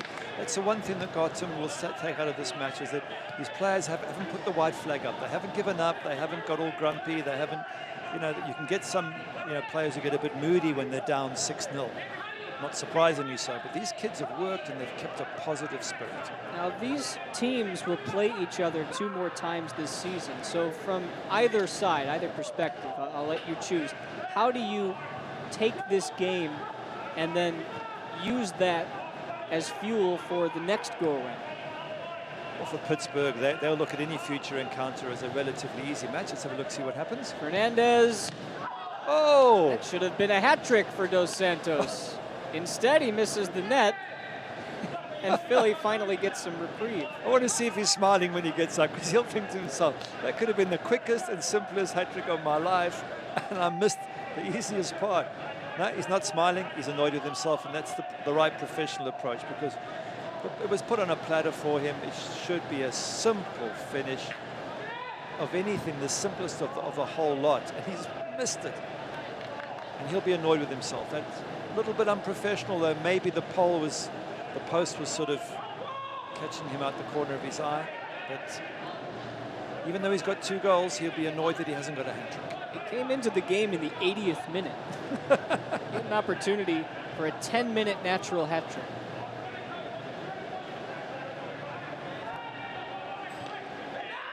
I don't think that's happened too often, where someone's come on as a sub with 10 minutes to go and scored 3. It hasn't happened for Steven Dos Santos as of yet because of that bad miss. How often does a player get a 6-0 win with his team and lose sleep that night? I think the players might give him a bit of stick, tongue-in-cheek, of course, but you know, they'll tease him about the hat trick and the missed chance.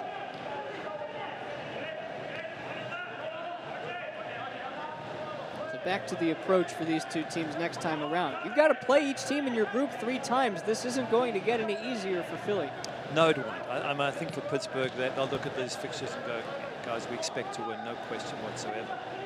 For Philly, it's how do we get a better result? They might not beat Pittsburgh, but how do they make a game of this, a fist of it? How do they come out of this, even if they lose 1-0, but having battled?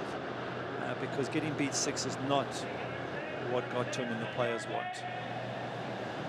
I saw the ref pulling a yellow card out and walking towards the bench area, so I don't know what's going on there. It was either directed at Lilly or the Union player that was between the referee and Bob Lilly. I'm not quite sure. And Martino will remember his pro debut. I would think at times for positive reasons. He'll pull a couple of saves out of his hat. Yeah, difficult as a keeper when you get beat 6. I once saved 3 penalties in a match against Ipswich and we got beat 6-0. And trust me, it's not a game I remember fondly. Because whether it's your fault or not, as I say, people judge goalkeepers by the number of goals you let in. And Thomas Gomez will go home with a clean sheet and feel happy. He's had 1 or 2 saves, but not much else to do. And for young Ben Martino, the idea here is that he doesn't let this defeat get to him. He's got to believe in himself. None of them were his fault at all, and he made a couple of decent saves.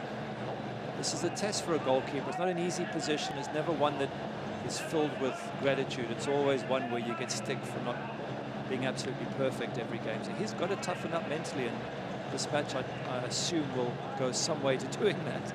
The 6 against Ipswich, was that at home? No, it was away. It was at Portman Road.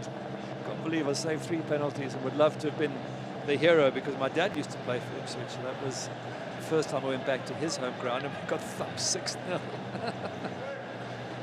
So it happens. It's part of goalkeeping. You've got to take those on the chin, pick yourself up, and you can't let it get to you.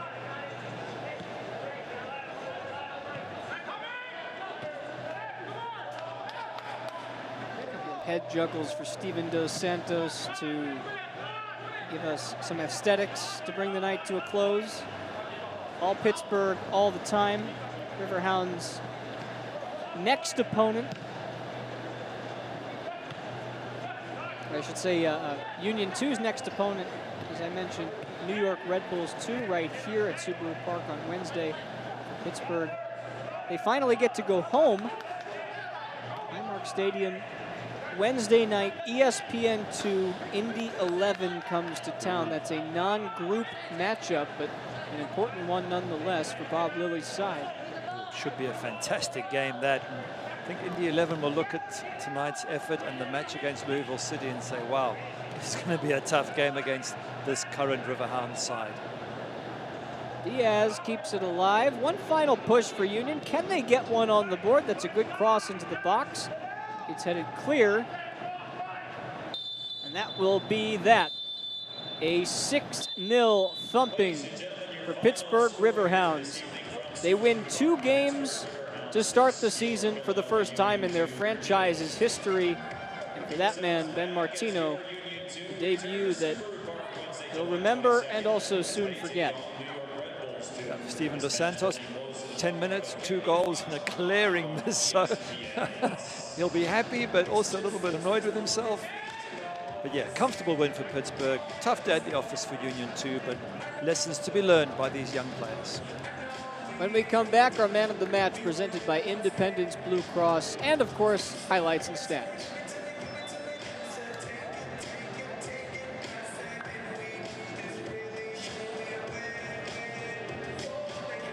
Acme is bringing the fresh every day. Crispy, juicy, delicious. We're cutting fresh, so you don't have to. Slicing fresh in-store. Icing, baking, and flower bouquet making. This is how we do fresh. Come and get it. Acme, the official supermarket of the Philadelphia Union. The summer of 2020 will be unusual and historic. Let us write the story together, enjoying the weather while staying safe. Wear a mask when you're outside. Keep up social distancing as we keep up our spirits. The usual destinations may not be open or may have restrictions. Conditions may change, so check websites as the summer goes on. Let us make history by enjoying the sunshine and together beating COVID-19.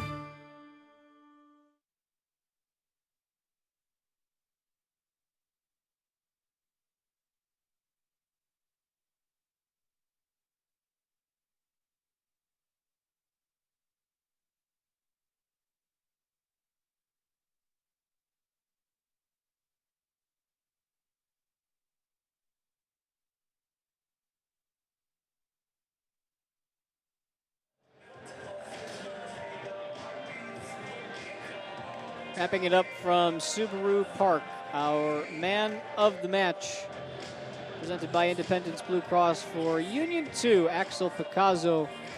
3 shots, one of them on target, nearly put Union 2 on the board first. You get a look at Steven Dos Santos. I would say he was the sub of the match. And here's Picasso. This was the second opportunity. This was still 0-0 at this time. And a chance to put Union in front. That was a good chance as well, wasn't it? And he had one before that Thomas Gomez saved. This one here, he's got good pace, gets away, looks up, and just there he sort of double steps and loses a bit of momentum and just pulls it wide. What a good performance. Our full-time highlights presented by Bimbo Bakeries. Well, there were a lot of highlights for Pittsburgh, not so many for Union 2. This is in the first half. This is the first goal, Ropapa Mensah. Yeah, way too easy. Good pass from Griffin. Lovely pass, in fact. And just way too easy for him. Goalkeeper's got no chance there. Mensah waited for him and just put it over the young keeper, Ben Martino. David Griffin, or Danny Griffin, I beg your pardon, was the man to make everything work in the first half. Pulled all the strings, scored the second goal. Yeah, it was a good finish as well. When it comes to him, he almost looks one way, then tucks the ball. You think he's going to go to the keeper's left, and he goes to the keeper's right. Good finish. Then it started to get out of hand. Velarde with a cheeky little chip over Ben Martino, making his pro debut. Conrado forwards with a lovely ball through him once again. It's too easy. That's the second one-on-one against the young goalkeeper. Poor defending through the middle by Philly. Steven Dos Santos comes on in the 80th minute, and the substitute who did not play last week, well, this is first, I forgot about this one. This is Lucas Fernandez. That's the fourth goal. Fernandez was also a substitute. He came on and then scored. Then here's the Dos Santos first touch of the game for him. Good header though, big man. He's, what is he, about 6'3" or 4", and he gets, look at the smile in his face. First touch of the ball. I mean, if it stays with him, he'll say he wants to be sub. He just come on as a sub. He's messing around with the manager, but that's a really good finish. And another great cross here. Again, Conrado Forbes. He's had about 3 or 4 assists. It's a brilliant cross. He actually picks the head. Yeah, no wonder you're pointing at him. That is a fantastic cross. Put it right on your head. Conrado Forbes assists to Dos Santos twice. Forbes had 4 assists in the game. He assisted all 4 goals in the second half, and those numbers do tell the story. In the end, Pittsburgh gets the job done, 3 points. Look at the shots on target, 11 to Pittsburgh, 1 for Philadelphia. I mean, it's chalk and cheese. It's a great effort by Pittsburgh, and for Philly, well, just good lessons for the young players, and now it's important to pick themselves up again. Gary Bailey, appreciate you, my friend. Good to be back. Thank you, with Spence. the USL. It is a season that will run us through 16 games to get to the playoffs. Our final from Subaru Park. It's Pittsburgh 6, Philadelphia Union 0. Spencer Siegel signing off tonight. More USL action on the way all week long on ESPN Plus and the ESPN family of networks. Good night. This copyrighted telecast of the United Soccer League Championship cannot be retransmitted, rebroadcast, or reproduced without the expressed written consent of the United Soccer League Championship.